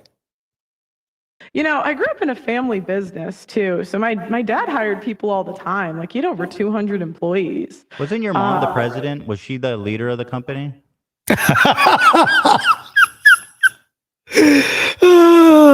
Dude, what I love, questions are the best arguments ever. Because she's trying to prove that men run everything, but it's her mother who runs a company. And it's ironically a company that actually embraces equality, which is weird. Look at her face. Look at her face. She's absolutely livid. She has the cluster B going on. She has a cluster B going on. But what she likes to do is she likes to talk herself out of shit. What was you're researching my family now, huh? Well, that's all public. No, my mom, I mean, I don't know what they titled it. Like, I don't Your think they mom really was the president, I believe, but Yeah, based on the I interview mean, they saw. might have titled it one thing or another. My mom did more of the marketing sales side. My dad did the engineering, the software. Okay. I think they wanted to get some grant, so I think like they might have had her, like they did that to get some grant from the government or something. I don't remember. You mean your parents committed fraud? Is that what you're saying? Oh, snap. The title of this is Should Pearl Davis Not Have Said This? But she was so focused, right, on herself that she literally threw her parents by accident, I should say, under the bus. But so, is that a crime? Yeah, you probably shouldn't say that on air. We can. Engineering, the software. Okay. I think they wanted to get some grant, so I think like they might have had her, like they did that to get some grant from the government or something. I don't remember, but so they lied to the government to get a grant from the government. That's what happened. Yeah, is that a crime? See? Yeah, pretty much. Here we go. You know, the person that is pretending to be the most knowledgeable. I didn't come out pretending to have the most life experience. I didn't come out wanting to tell people what to do at all. Because if you've never been told you ain't shit, you're gonna think you're the shit all the time. Like sometimes you need someone to tell you ain't shit. You know how lucky I was to grow up fat? How that humbles you. I'm so glad I had brothers to tell me I was ugly sometimes. Look, I'm not a science person, so you guys can take this or leave it. I'm not gonna act like I know everything about like the human body and stuff. Growing up, sports were really important. I really felt like I was competing for my parents' love. Yes, based on how we did in our sports season. Just like I said, I've only seen you for the last 2 weeks. I didn't even really know you. Yeah, so I ended up failing in classes. So this weak woman, right, who doesn't like black people, who sided with a white nationalist, which is her option. That's her option. Was put on the helm of the Black Manosphere. She ran it for about 2 years straight. She ran it. Who gave her the keys? Kevin Samuels and Obsidian. You let this weak woman with low self-esteem, whose favorite person is Nick Fuentes, who she respects more than Obsidian and respects more than Kevin, run the Black Manosphere. Maybe we should call the white wannabe manosphere, the wannabe white manosphere, because that's basically the definition right there, is when you literally hate yourselves so much and your women so much. Not only do you let a non-black woman run the manosphere, but one that has made it clear she doesn't like you. That's painful, fellas. Sorry to bring it back, but Obsidian came back onto the YouTube, and I think it's good that we do a refresher. Let's do a refresher right here. Let's do it right freaking now. You let her run things and say stuff to you. Remember when she made Melanie King say that all black women are low and all that other stuff? Remember that? And Melanie King had this depressing look on her face. Look at her now. She found her spot. Y'all went for the banana in the tailpipe. She couldn't have been, hey, be proud. She would have never been on this alt-right channel without you, fellas. She would have never have been there. She would have never have been there. You did it for her. You got her to this alt-right height. You got her to the alt-right height. Way to go. The black manosphere. That's about as ironic and hyperbolic as you can get. And I'm the simp? Wait a minute. I'm the simp? You literally let the same mentality that got Emmett Till deleted in to be your leader. It would have been enough. It would have been bad if she was just like one of the people. No, she ran you niggas. She ran you. She made the most money off of this field. She ran you. And you have the nerve to call anybody else, any man that cares about black women, a simp.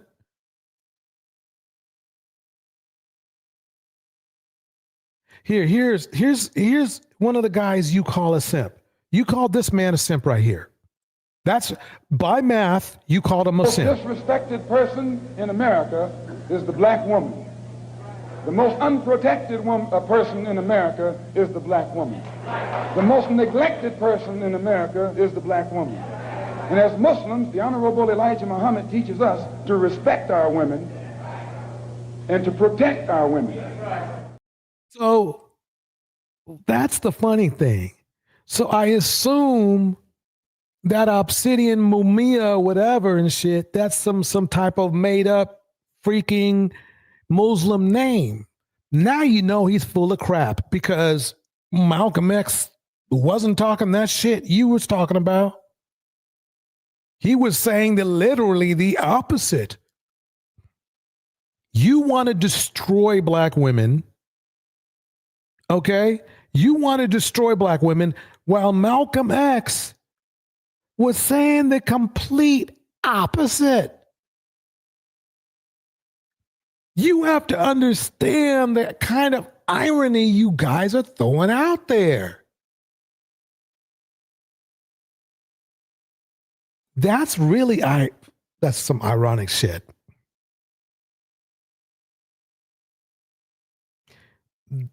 You know something?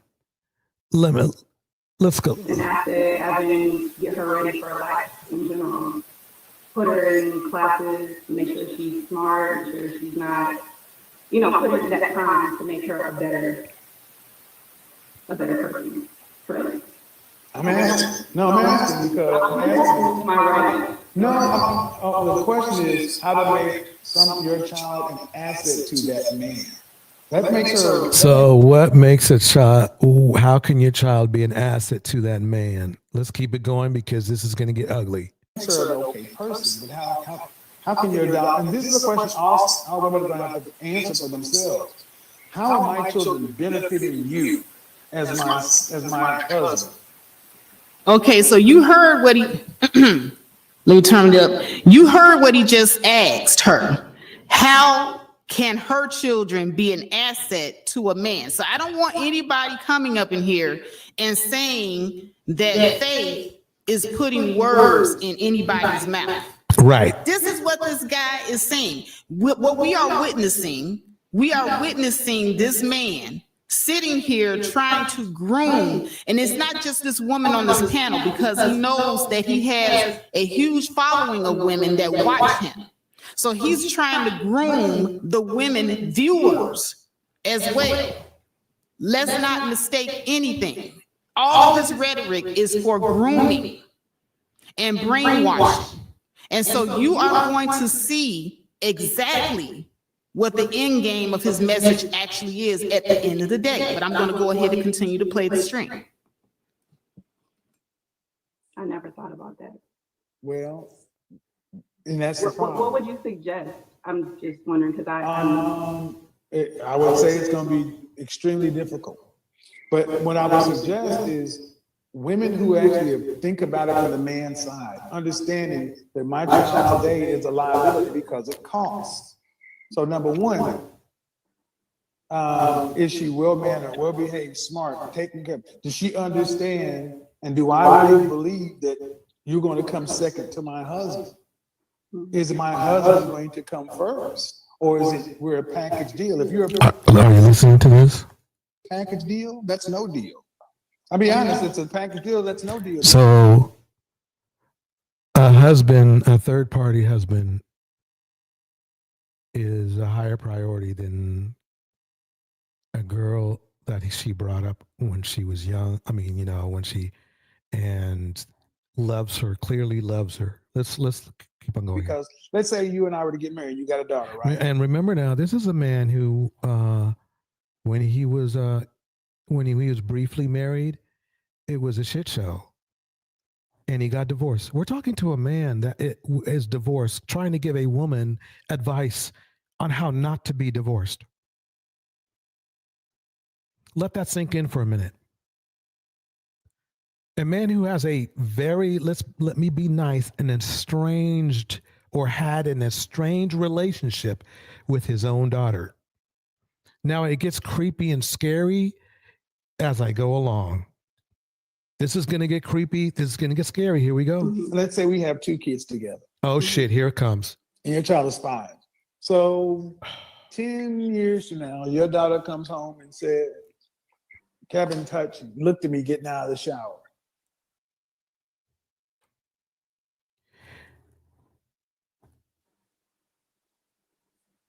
What happens next? The relationship would have to end. Huh? That's not something the relationship would end immediately. Because your daughter said I looked at her getting out of the shower. Did you guys hear what Kevin said? Did you hear what he said? Did you hear what he said?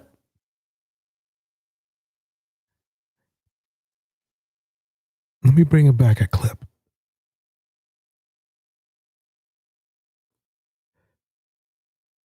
Think about it from the man's side, understanding that my child today is a liability because it costs. So number one, is she well-mannered, well-behaved, smart, taken care of? Does she understand, and do I really believe that you're going to come second to my husband? Is my husband going to come first? Or is it we're a package deal? If you're a package deal, that's no deal. I'll be honest, it's a package deal, that's no deal, because let's say you and I were to get married, you got a daughter, right? Let's say we have 2 kids together. He just said, I want to make sure you heard what he said. Let's say we had 2 kids together. Let me see if I can get the CC. Yeah. Okay, here we go. Okay, here we go. Because I want to make sure you see this. I want to make sure you hear this. This came out of Kevin's mouth. It was not edited or faked. Here we go. And your child is 5. So 10 years from now, your daughter comes home and said, Kevin looked at me getting out of the shower. What happens next? The relationship would have to end. Shout out to Darnell in the house. I'll read that in just a second. Here we go. Huh? That's not something the relationship would end immediately. Because your daughter said I looked at her getting out of the shower. Why would that person even be close to the bathroom to see her? Bars. And remember now, they've been living together for 10 years. So it's not like she's just like has a problem with Pops. Here we go. That would be the thing. You have to defend Exactly. your seed. You have to defend your child. Mm-hmm. But you also remember you got 2 of my kids. They're not your kids, bro. They're not your kids. You didn't even take care of the kids you had. They weren't. You didn't even take care of the kid you had. You didn't even take care of the kid you had. They came out of this young lady's womb here. They didn't come out of you, bro. You just shot up the club a couple times. That was it.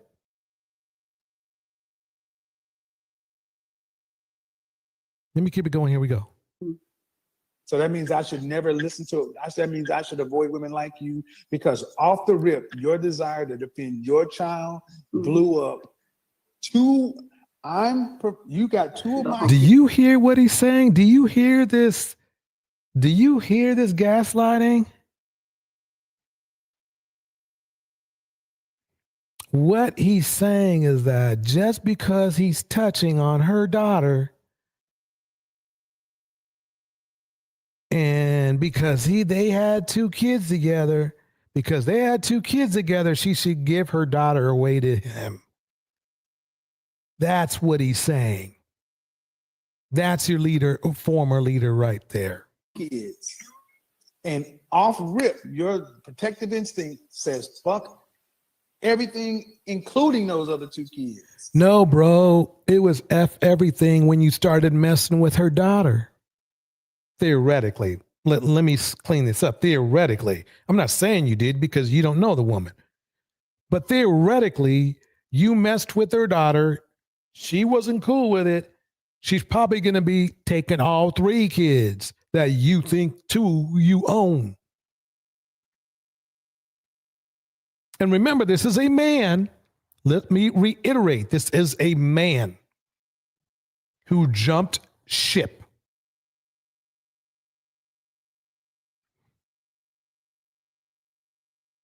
This is a man who jumped ship. And when he needed to take care of his own daughter, let's just say he fell behind.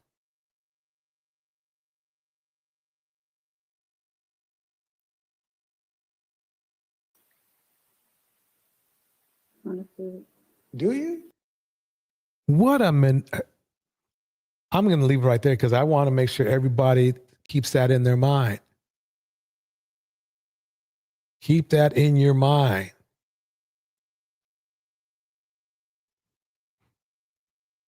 See, Kevin thinks more like this. The victim's testimony here was heartbreaking. It was vicious and violent towards the girls, taunting them, making them fight with each other, and in one case... Remember when Kevin talked about he had a rotation of women? Did anybody out there ever catch that and say to themselves, that's how pimps talk to each other? Nobody caught that. Pimps, they see their women as a rotation. They would have one woman one night, one of their, their workers one night, and then another worker the next night. Remember when Kevin was telling you about the 1099s? What do you think the 1099s were? Hortensia was one of them. He said he was bragging. Kevin was bragging about having a rotation of 6 women. Obviously, they were under 30 because if they were over 30, they hit the wall. Right? Hortensia was what? 24, 25? There's your proof. For a dude who's nearly 60. That'll do you in right there. Women under 30, you nearly 60. Oh, yeah, that's going to send you to the grave any day of the week. If you got 6 of them, rotation of 6.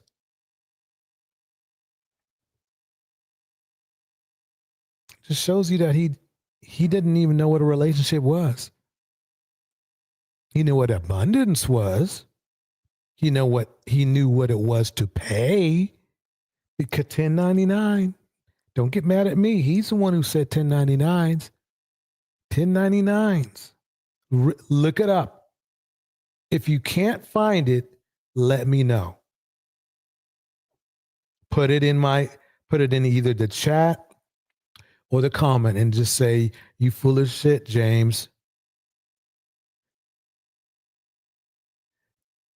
We want to see the 1099 conversation. I will bring it out.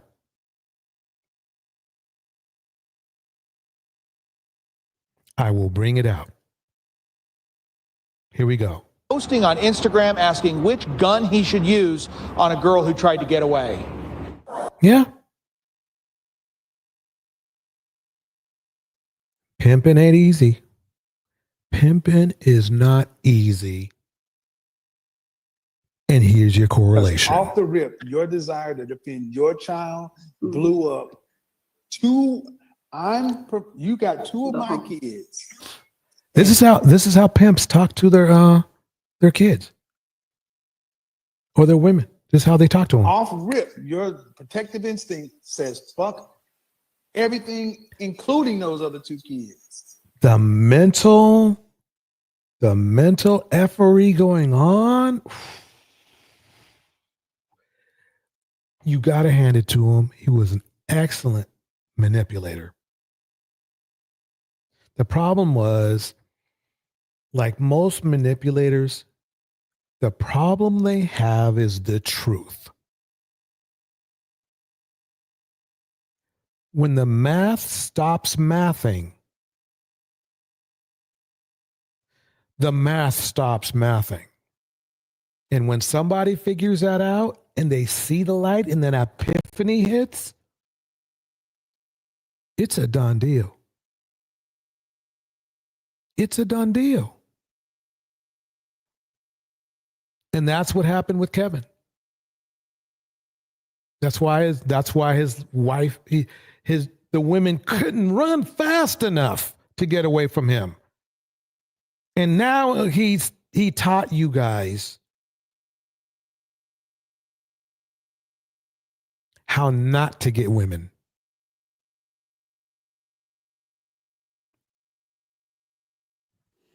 Hey guys, welcome back to my channel. It's Miss. Apologize if I sound a little off today. Allegedly, guys, child support saying that he has a daughter who is currently in college and he refuses to pay any money towards her college tuition and her well-being. I mean, hey, look, Bloomingdale's, that's a lot of money. That's where the money needed to go. That's what he was thinking. There's a blogger, a YouTuber, and a Instagrammer by the name of Spiritual Whistleblower who claims that she has insight on the wife, the ex-wife, coming out specifically tomorrow, dropping this tea, spilling this tea, and letting everybody in the world know that Kevin Samuels is a fraud, that he is a scammer. And we have that video right now, so let's go ahead and take a look at that. Here we go. The tea is about to hit the blogs. Kevin Samuels' ex-wife is coming forward to a celebrity blog. Apparently, he owes back child support. He has a 20-year-old daughter in college back in Oklahoma. He refuses to pay her college tuition. The ex-wife is about to spill the tea. His daughter don't even want to talk to him or look at him.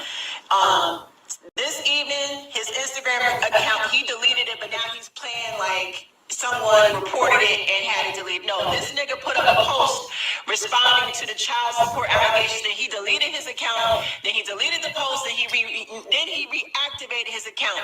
Let me tell y'all something. Everything's about to come out about this man. Everything.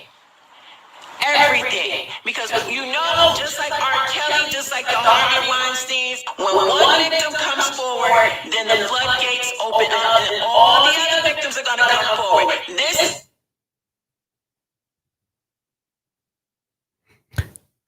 I think you've heard enough. Now, to me, that's not the biggest problem. It's like Kevin was a powerful man to all the brothers out there. He was a powerful man. I mean, he was a powerful man. I mean, men looked up to him.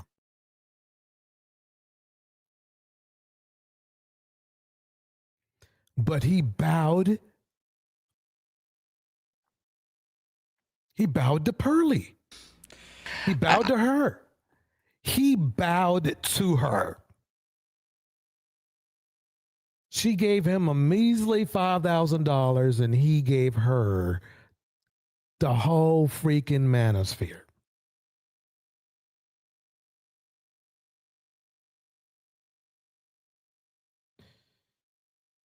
Think about it. The whole Manosphere. All of you niggas. She don't even like you. She was at Brit Barts and all them other kind of channels.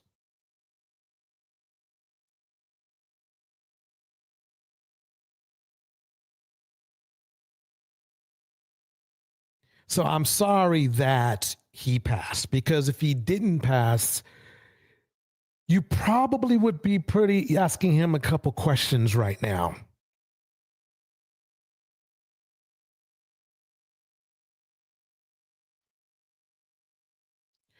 What you need to do, though, you need to ask yourself a question. Why did you give a man that you knew failed in marriage and relationships so much power over you?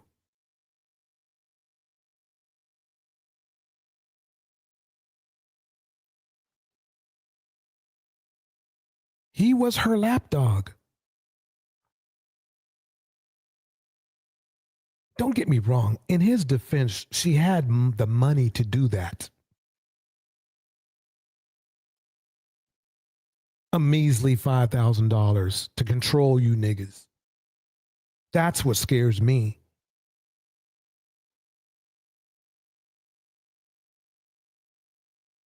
And when I say that, I mean the manosphere. I don't mean real black men, strong black men. I don't mean black men like this. Klay Thompson joins Megan Thee Stallion on a food critic date. What you about to do? Remember that woman y'all used to laugh at? Remember that woman y'all used to laugh at? Megan, Yukizo, she a hoe and all that kind of stuff. She a hoe, and I remember you all used to say that shit. Well, she's gold to this golden man. She is gold. She treats him like a king. This modern woman treats him like a king, and he's loving it. He's loving her. She's loving the protection. She got her own money, so she don't even need the provision part. They recently bought a place together. Oh, shit. Ooh, y'all used to talk about her like she was a dog. Now you can't say shit.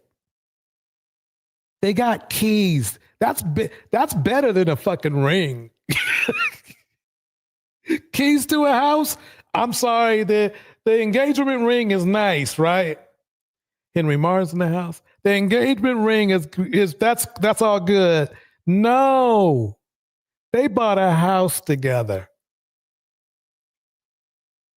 That's some long-term shit. You can't throw a house down the drain. You can throw a ring down the drain. You can't throw a house down the drain.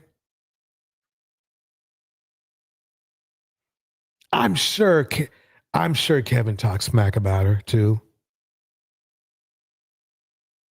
And what makes Clay high value is the way he treats her. Because for now on, if let's say things don't work out between them, right? All those high value women, ooh, let me tell you, they see the way he treated her. And if they, if they do break up in an amicable way, that's high value, is when you treat a woman good. The other women see that and will compete for that kind of high value. Because of what a lot of people didn't know, including Kevin, is that a man that treats a woman good, really good,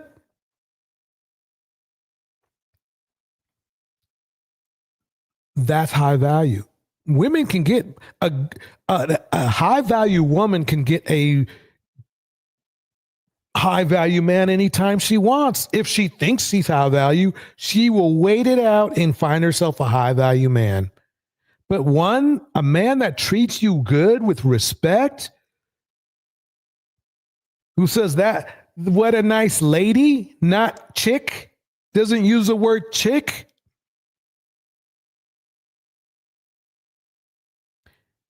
Let me play some more of this. Klay Thompson joins Megan Thee Stallion on a food critic date. What you about to do? I don't know, make you something delicious, like a bourbon rye. Oh, please. You know who Clay reminds me of?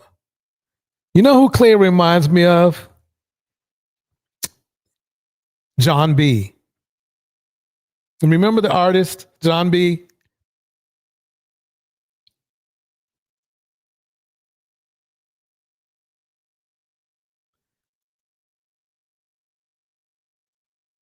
Yep. So Megan right now kind of really in a way is divesting. Because Clay's not built, he's not hood built. He wasn't built on hip hop, rap, pimping. He wasn't built that way. If you listen to him talk, and if you listen to and watch his mannerisms and behavior, oh yeah. Megan is divesting and she is loving it. And I'm happy for her and I'm happy for him. Oh, please. I'm about to make Clay do a food review with me. Short ribs, mac and cheese, sea bass, asparagus, steaks, sauces. You know what's ironic? You know what's ironic though? What gets me? You know how they, these modern men always say, "Oh yeah, I bet, Meg was, I bet she was doing all this stuff for him in the bedroom and all this kind of shit." That's not how she got him. She got him like this, y'all. She got him like this. She's a foodie. He loves good food. What you want to eat first? Mac?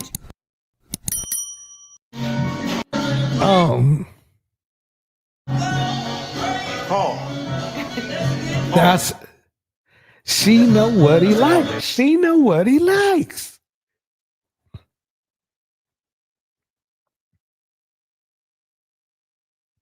The chemistry, oh man.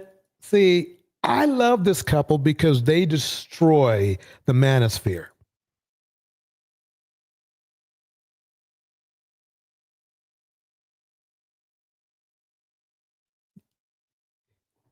Deontay said Megan is divesting from hood niggas, but she still know Clay Black. Well, he's at least 50-50. You know what I mean? 50.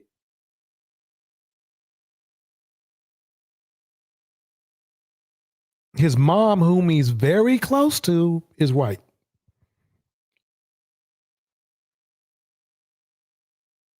But, oh man. That's the one? Let me take it.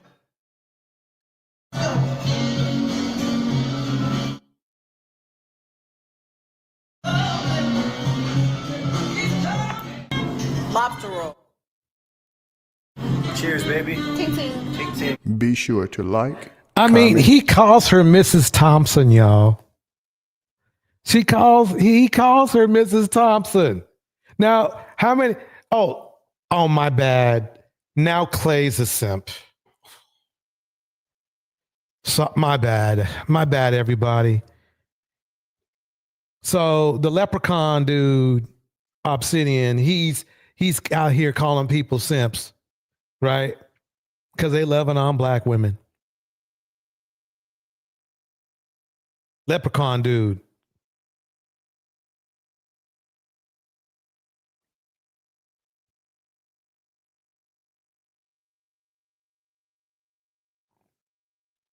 But y'all didn't take Clay's advice, did you?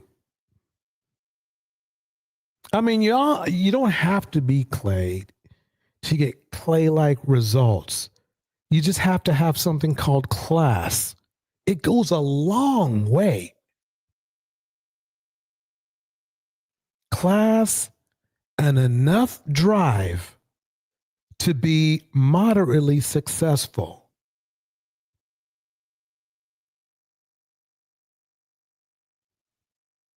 He didn't have to run after Meg. He just had to be a good man. And I can tell you, by evidence and experience, that Obsidian is not a good man. I've seen how he treats women. I've seen how he literally, maybe not him directly, but somebody doxed her boyfriend. A woman, I'm not going to tell you her name. He said shameful things about black women. Clay is not on Obsidian's time at all. So if you were going to like a man, one of these, let's not even call it Manosphere. Let's call it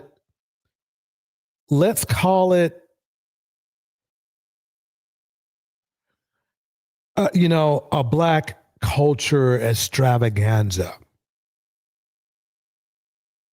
Would you want to listen to what Clay has to say and how he became successful? Or do you want to listen to Obsidian and see how he got himself out of brokenness? That's the choice eventually, fellas, you're going to have to make.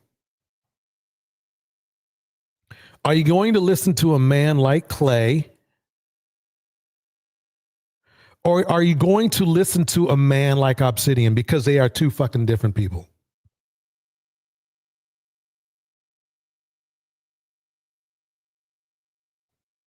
One will not like the other.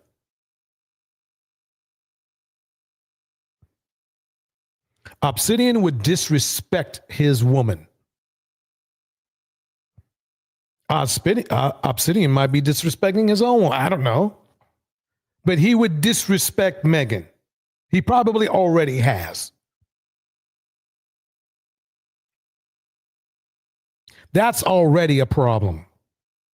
That's disrespecting a man's decision on the quality he has in his life. I have to admit, though, I was a little surprised myself. I didn't know Megan was secretly like this. This is how she really is. When she's with the right man, she's not what you all portray her to be.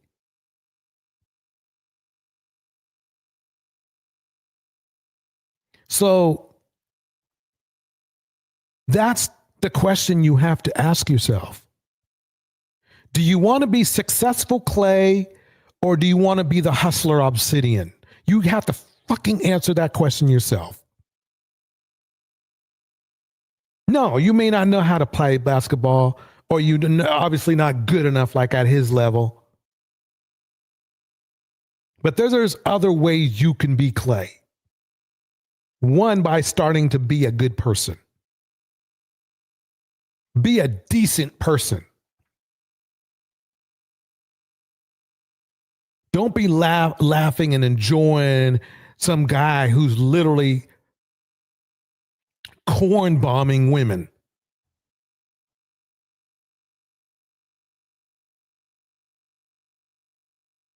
See, Clay,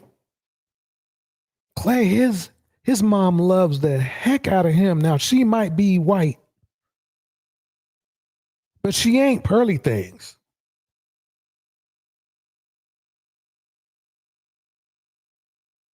Obsidian bowed down to a woman he didn't even know that is now with the alt-right.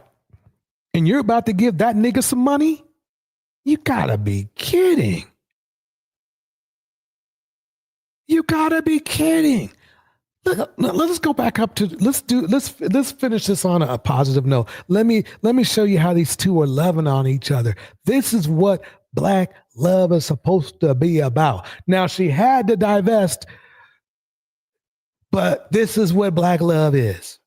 Yeah, my level. What you think? She's not impressed. Maybe like a 6 out of 10, 5 out.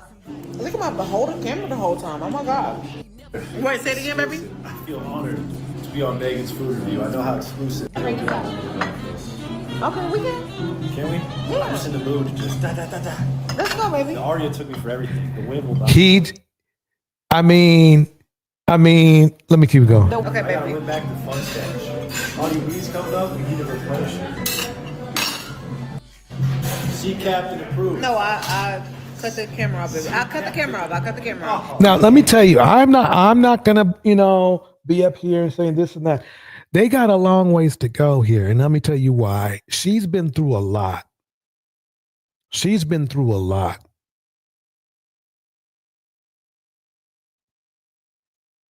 It's rough enough for a black woman out here right now. Now, this is facts. You can call me pandering, whatever you want to do. F you. But when you get your foot shot at, a bullet in your foot, so you don't understand. You think another one's coming.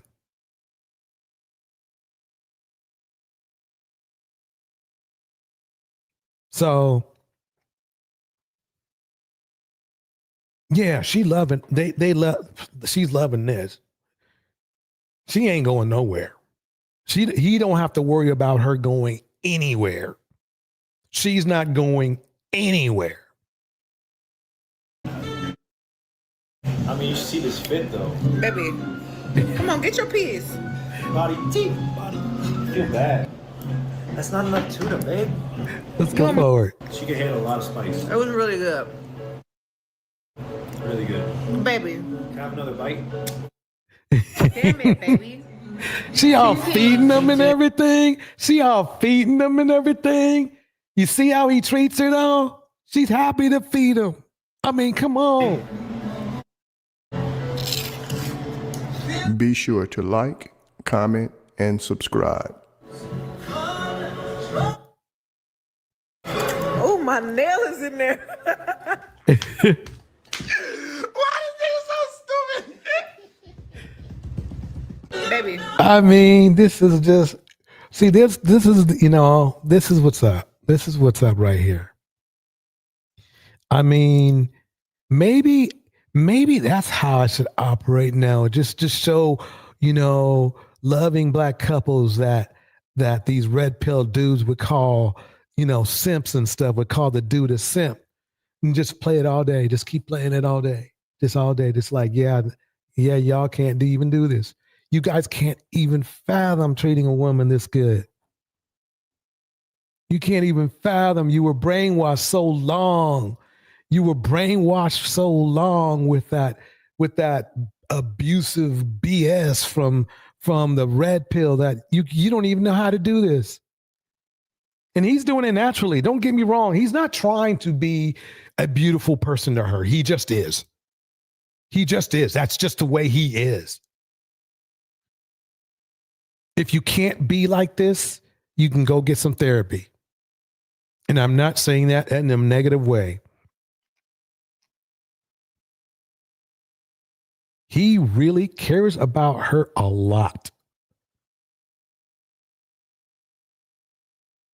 She's not going anywhere. One of his ex-girlfriends got pissed. One of his ex-girlfriends got pissed, y'all, because they were never treated this good.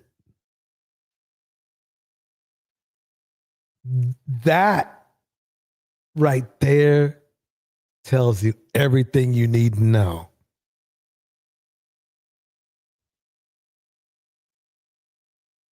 So yes, he is mixed. He's technically black.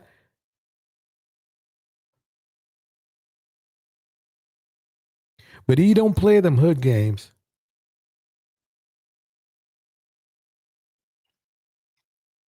My sister's a huge fan of him too.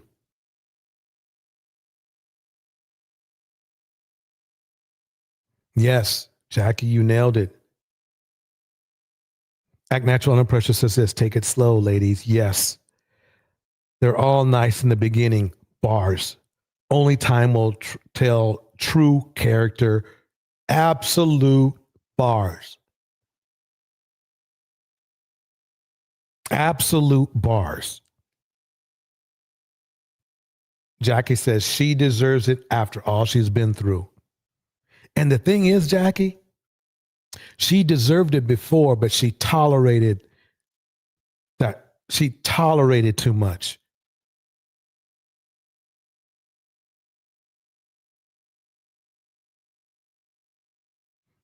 Yep. But y'all want to follow behind Kevin Samuels or some other red pill dude.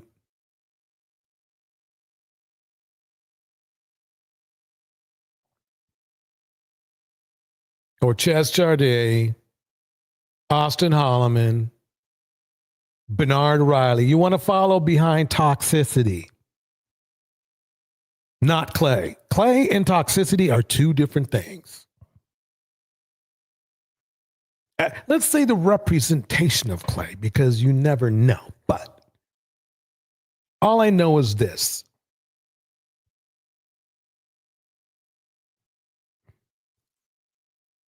I think most of you out there would rather be in Clay's shoes than in Obsidian's shoes.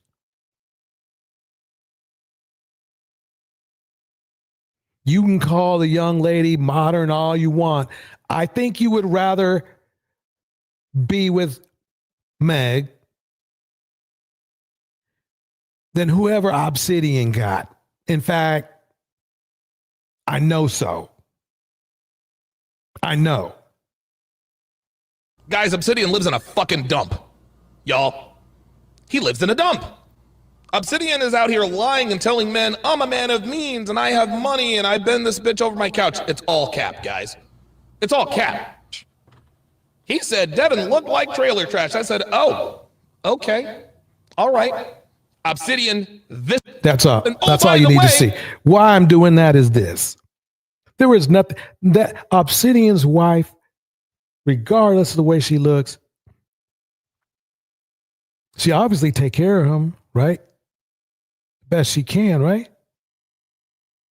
But I think you would rather be around Meg, which means I think you rather be around modern women, right? You saw the way Meg was treating Clay.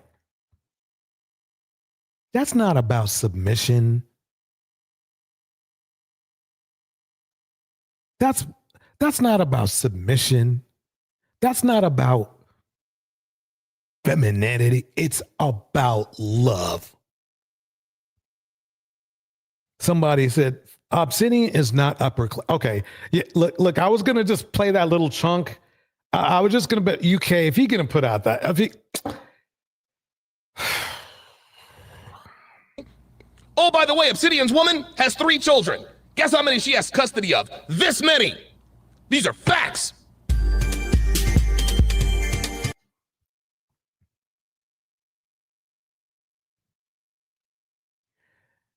Upper class men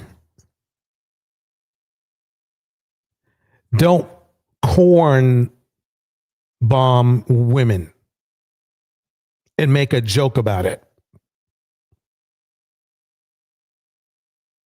They just don't.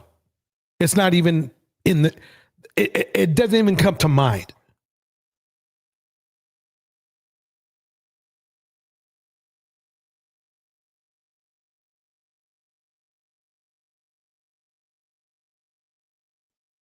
So, though I'm sorry, UK, but those words, they're you can believe it all you want, and you can go ahead and go to his little show or wherever he's going to have it, his dog and pony show.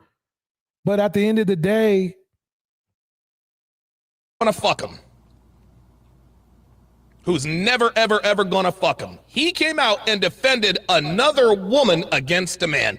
The very women he purports to be negotiating with. Tell me that ain't two-faced. Tell me that ain't two-faced. What started this whole thing, number one, Obsidian lied to everyone when he said that I showed up to his place drunk. We showed up, just to give you guys the quick story. So on Thanksgiving, it might have been the day after Thanksgiving. So Thanksgiving of 2016, Obsidian invited me and Devin to his spot in West Philadelphia. It was my chance. I was going to do a live stream between him and Alan. Let me drop the link. Me, him, and Alan Roger Curry. And so when we got there, he looked pretty shocked. He looked pretty shocked, right? Now let me make it clear. I don't know this guy from a can of paint. I just found this video floating around. So don't think I like egg this guy on or anything like this. This guy is a Manosphere dude. When we showed up, we were very classy. We looked good. We were both dressed up. We had a bottle of spare. I think we had a bottle of really nice vodka. I didn't drink any because I had to drive home. We're in West Philadelphia, right? Matter of fact, I think it rained when we got there. And so I knock on Obsidian's door. Some dude comes out. He's like, "Hey, what you want?" I was like, "Yo, I'm here for Mumia Ali." He's like, "Oh yeah, you good." Obsidian comes back down. He's got his cane. He's like, oh yeah, what's going on? Come on in. Guys, Obsidian lives in a fucking dump. Y'all, he lives in a dump. Now, in Obsidian's defense, this video is 2 years old. Who knows? But at that time that man went over there, the man who claimed to be rich was not. The man who claimed to be, what was it? Upper class was not. Upper class people don't live in dumps. They might struggle. Upper class people don't corn bomb people. They don't do that.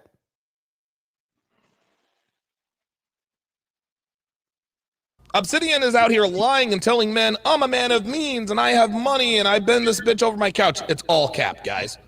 It's all. And if you remember, a couple of days ago, I released another video where he actually came up to my panel. This was when, before I got corn bombed. This is when, almost a couple of years ago, he came up to the panel one time. Because he was on this defend Pearly Things tour. And So he was going there to defend Pearly Things, because the video you saw that I was playing earlier tonight, I was playing that 2 years ago. So basically, he came up there to defend Pearly Things. And he admitted he had to wait for a check to come in before he could pay his light bill. And my co-host at the time made it clear she does excellent math. She mathed him down. Didn't have any money in the bank, didn't have any money at the house. You didn't have any money. Normal people, this is what she said, and she knocked it out the park. Normal people have money to pay bills whenever they need to be paid.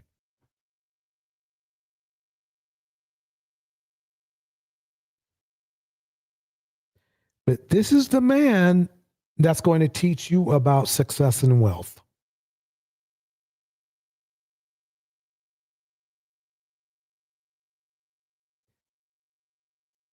Huh. Oh, no, not this, y'all. Hey, Deontay, how you doing tonight? I'm doing good, DJ. How are you? Doing good. This UK is just like, he's really going in on me, man. He's going in on me, man. Hurley think X was a black man, so she is not with.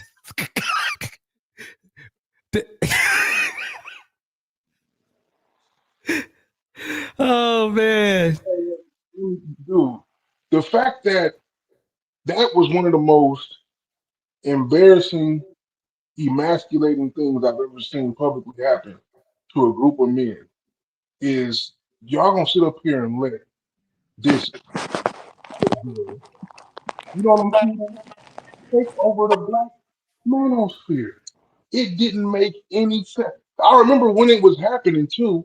I remember thinking like, it seems like every single Black Red Pill Manosphere channel is not only talking about Pearly Things, but they're like championing her. And they were like, I mean, even the dude,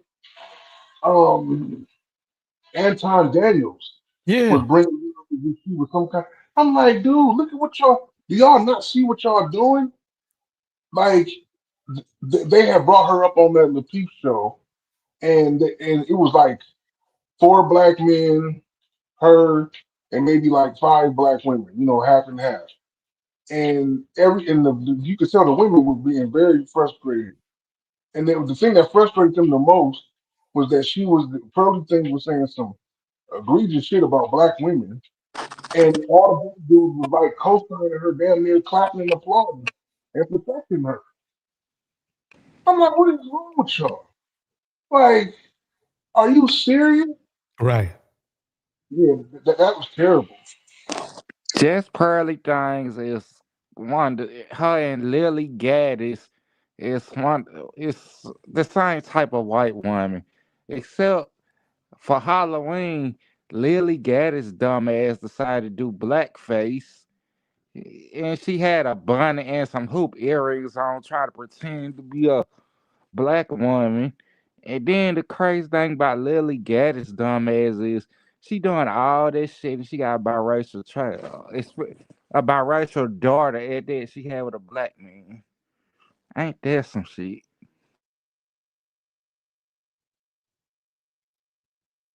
It's just crazy to me. But the thing about Pearly is I don't think Pearly got kids. But the reason why I brought up Lily Gaddis and Pearly Things, because they one and the same, but except Lily called black people the N-word. And she even said the N-word on TV, I think. Was it the hard ER? Yeah. I mean, at all is one thing. I mean, at all is bad, but if it's a hard ER, yep. But that's how weak the These black Manosphere is. Manosphere dudes be the same type of motherfuckers who get these women, those kind of white women pregnant and leave them single mothers with white biracial kids who not only got to deal with their racist ass mammies, but their racist ass mammies and their families too. Yep.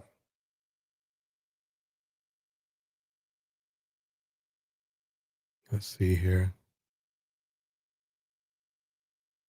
Yeah, I think I covered just about everything. Let's see if I have one more clip. Oh, here we go. Here we go. Now I'm not going to even play. I'm going to leave us on a good note. I just don't get it. It's just like, okay, this is one thing. Let me pose something here. Oh, wait a minute. Wait a minute. Hold on one second, y'all. I got something I need to bring up.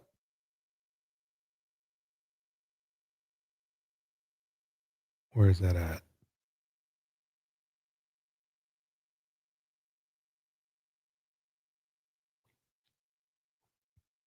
Where is that at? Where did I put that?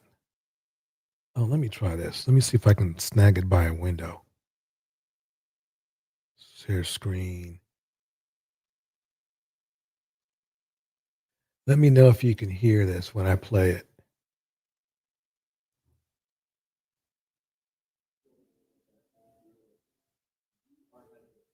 Can you guys hear that? No, can't hear it.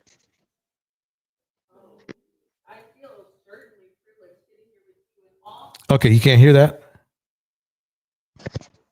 It's too low. Okay, but you can hear it, but it's too low. Okay, hold on one second. Let me try one more thing here. One more thing.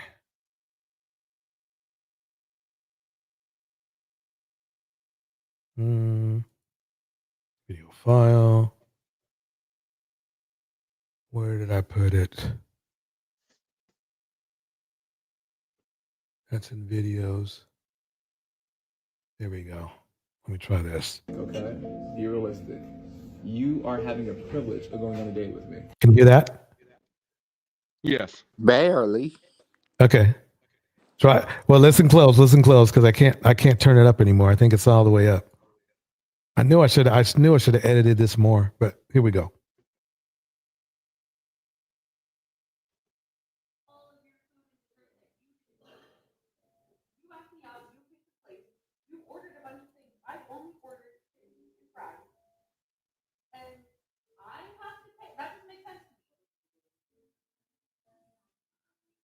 Wait a minute. Hold on.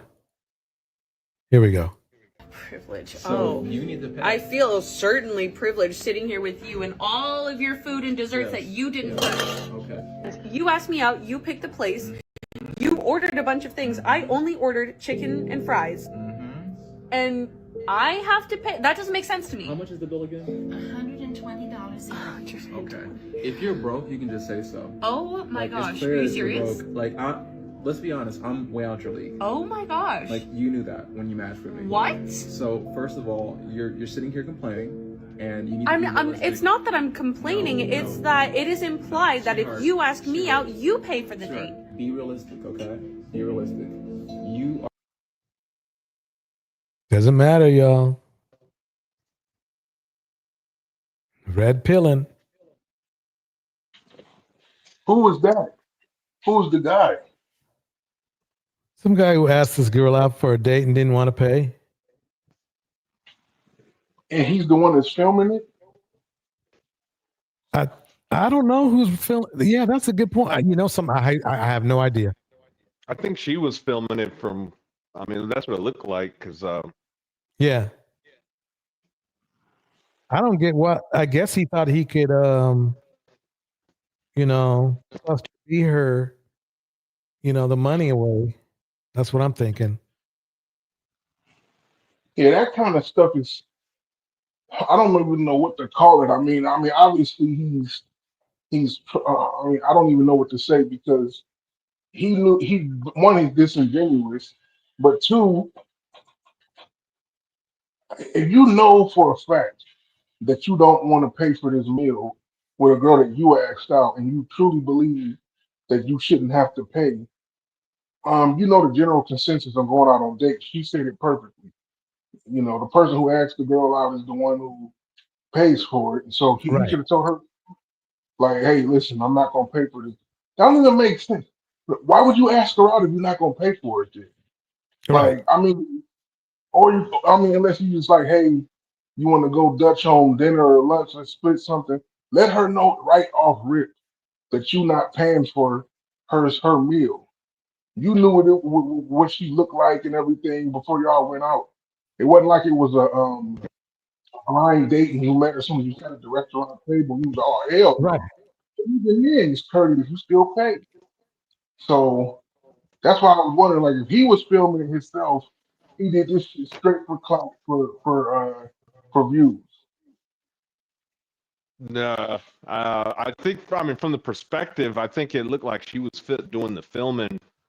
I'll be honest, I am even, before joining the red pill, I mean, I was always a firm believer man should always pay for dates. But, things did start to kind of change for me a little bit when, it kind of became obvious that there are some women that use guys as, what they call foodie date guy, Yeah. And I'm like, I mean, did anybody hear what was he just saying? Hey, was it, let's go Dutch, or was he No, suggesting he was saying he didn't want to pay at all. Like, Yeah, not he even said his own, not even his own portion. Not even his own portion. Yeah, now that's messed up. She's privileged to go out with him, and so she should pay the bill. Yeah, I had heard that. I heard that part. Torch, wasn't that a preference? Pretty much. Let's play another one. Here we go. $120 needs to be paid. I will let you work it out. Okay, no, we don't have to work it out. She's gonna pay. She's gonna pay. I'm gonna go to the bathroom. I'll be right back. You're making me really like my stomach is like sick. Really? Really? You're making me feel sick. Are you serious? Why? He ain't coming back. Are you serious? You're not taking her to school. What? Let me take my motherfucking stepdaughter No, to school, you're bro. not taking her to school. I'm so We tired don't gotta of be in you. no relationship for me to still be a father to your daughter. The fuck is you talking about? Man? No, she You acting has weird her as hell. own father. I don't want you. Okay, let me pause it for a around her. minute. Let me tell you what's going on right now. She says this, why does my ex-boyfriend think it's okay to show up at the house at 6 a.m. trying to take my daughter to school? This is so weird. I've been blocked him on everything every summer months ago when we broke up. Now, here's the weird thing. You probably are saying, well, maybe he wants to see his child, right? That's probably what you're saying, right? That's not his kid. Yeah, if that's not his child, there's no reason. And she mentioned she has her own father. Yeah. I made sure I got that part. Here we go. Let me in. You are not Let me take together her to no school. more. You're not taking my baby to school. I don't trust you. Oh, You are not together no that more. ain't Why do you about think you that, can bro. still But when have I a was just living in this relationship with my motherfucker, child? you were just telling me you treat her like that's your daughter. Now that I'm treating her like that's my daughter, that's a fucking problem, bro. No, You trying to treat me like I'm the fucking bad guy. Come on. Come on, let me take my daughter to school. I don't want to do this with you this What morning. the fuck is you talking about? I got up at 6 o'clock this morning. 6 o'clock this morning. Okay, but that's what we used to I got do her when breakfast you was in the car. together. I wouldn't even Okay, trust that's when we him. together. We're not Tell me I together no can't. more. Why you acting weird? I'm acting weird because I feel like my ex-boyfriend shouldn't be taking my daughter to school if we're not together anymore.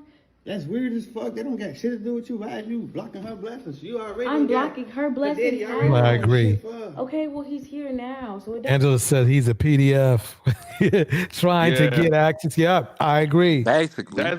That's what that kind of sounds like to me. He sounds like there's something not right about that. I mean, it's one thing, I mean, I dated a woman that had a son, even though we weren't together anymore. I mean, I did stop by and drop off a Christmas present, but that for the child, but that was it. I didn't stay. I just, hey, I just wanted to, buy him something for Christmas, but his father was not in his life. Like his father, all he did was smoke weed and sleep on another woman's couch, So, that was about it. But I mean, I never, hey, let me take your son to school or. That's crazy. This is very dangerous too, because for him to show up out the blue unannounced and knowing that her new boyfriend is probably home, which she just said he is home, and he don't care. His singular focus is on the daughter. Yeah. So how does he know this man ain't walking around with a Glock 40 under the pillow? Like, because I mean, I'll tell it's you, happened before. Yeah. if I'm staying with my girl, all right, and her ex-boyfriend comes over unannounced to pick up her daughter to take her to school, and he don't even care that I'm there or not. Oh, he about to keep the muzzle or at least the laser. You know what I'm saying? Yeah. Mm-hmm. Crazy. He don't even care about that. So that means that he's obviously a crash out. So DJ, yeah, if you want to start saying that this dude might be a crazy murderous, whatever, go ahead. Because he might be.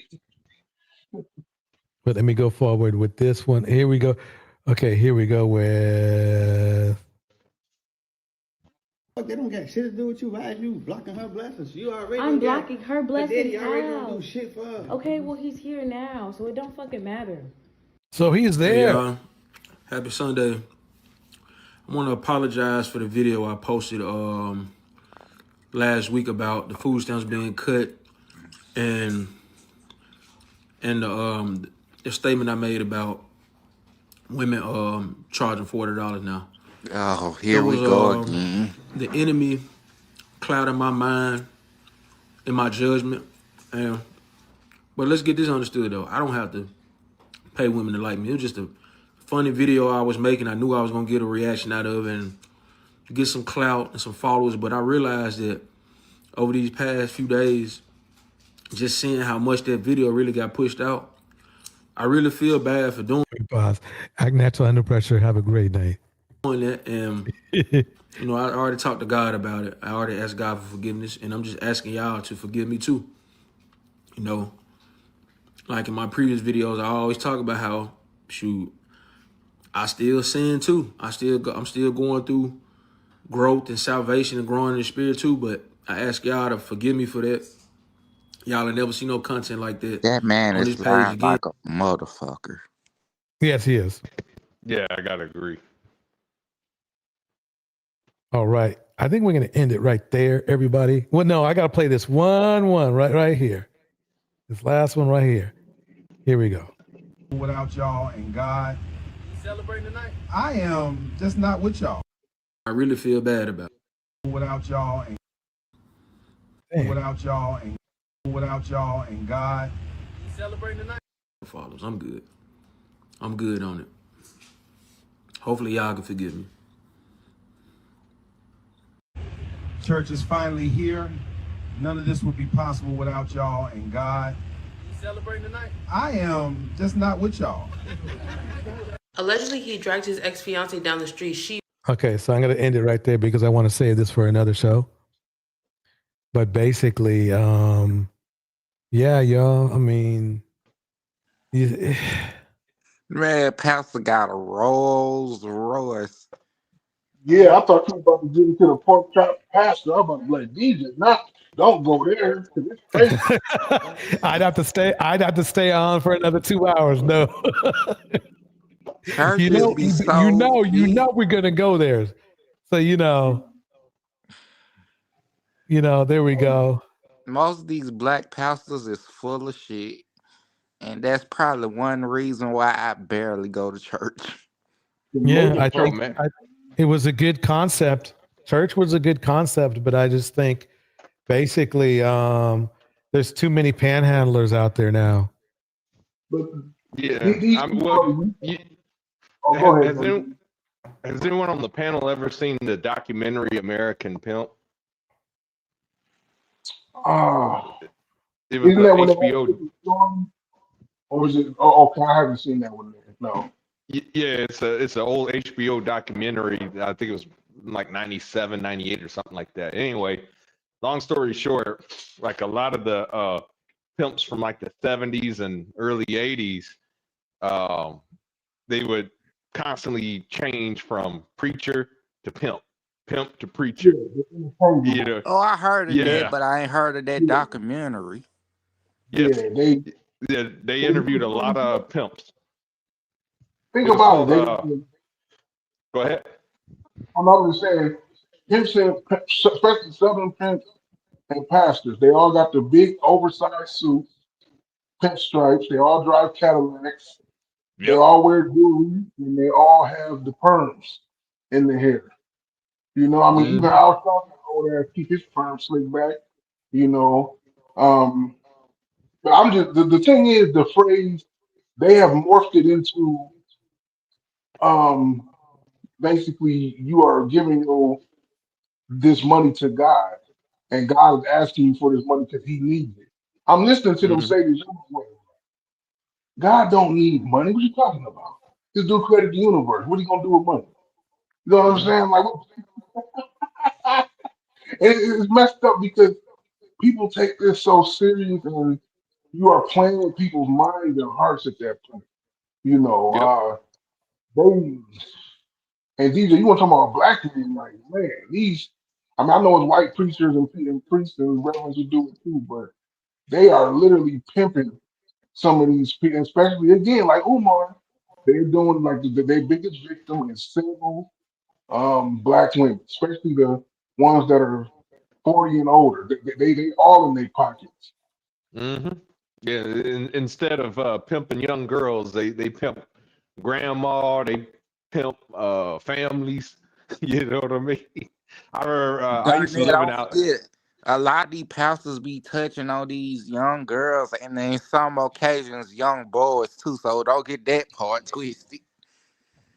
And a lot of No, these pastors, they be on the down low too. So you could, I don't take a lot of these pastors lightly.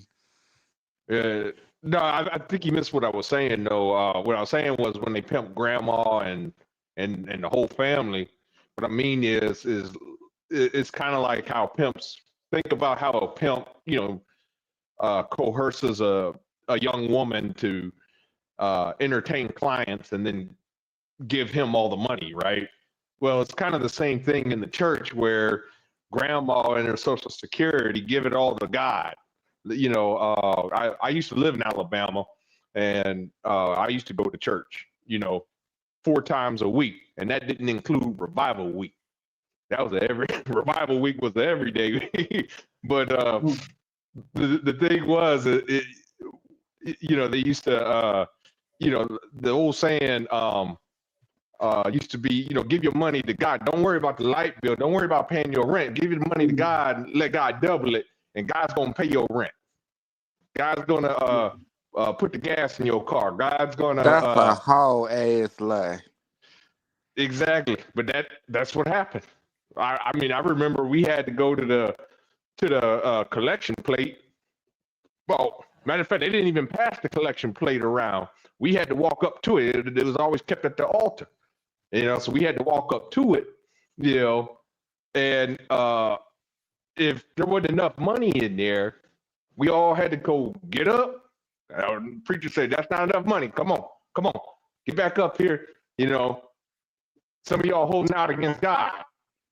Yeah, exactly. One night. Yeah, well, the thing was, we were a church full of poor people.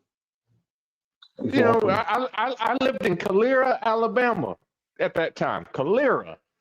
I mean, back then, they were just building a super Walmart, and the joke was, we're on the map now. I ain't know Calera had that many black people. I thought that was a white town.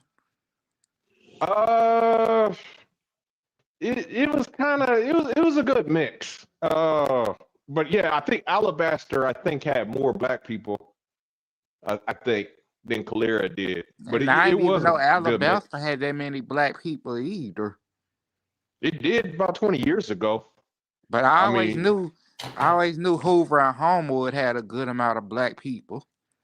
When I lived there 30 years ago, Hoover was white. Like the Hoover Galleria Mall.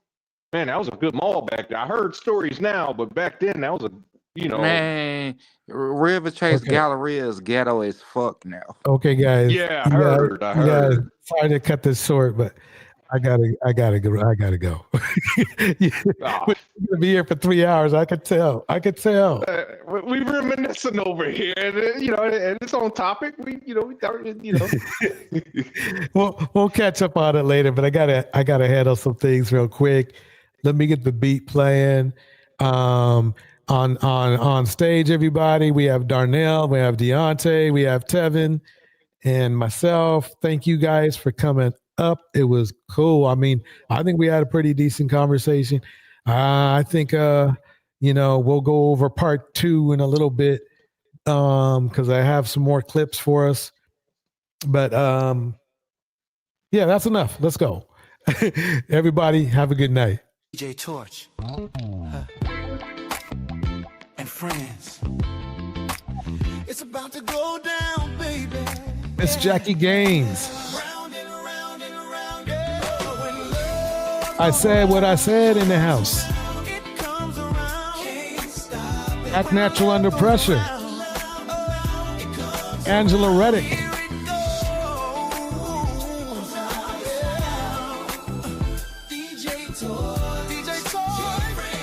And friends. UK in the house.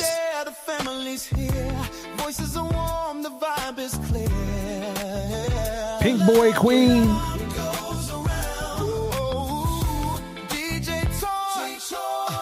And friends, it's about to go down. Yeah. It's about to go down. Henry Mars. A gentle sound. Darnell, thank you for the super chat.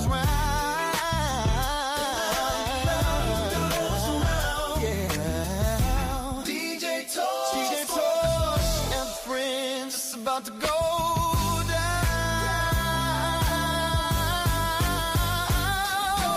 Love goes around, it lifts, it flows. Love goes around and everybody knows. Love goes around from me to you. Love goes around, it always comes through. Shout out to Tevin. Shout out to Don't Believe Me, Just Watch. We share, we laugh, we grow. Respect the space. Love goes around.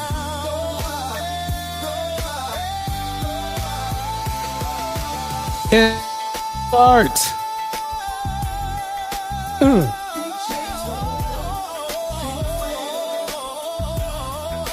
That's our cue. It's not a party without you, without you, without you, without you.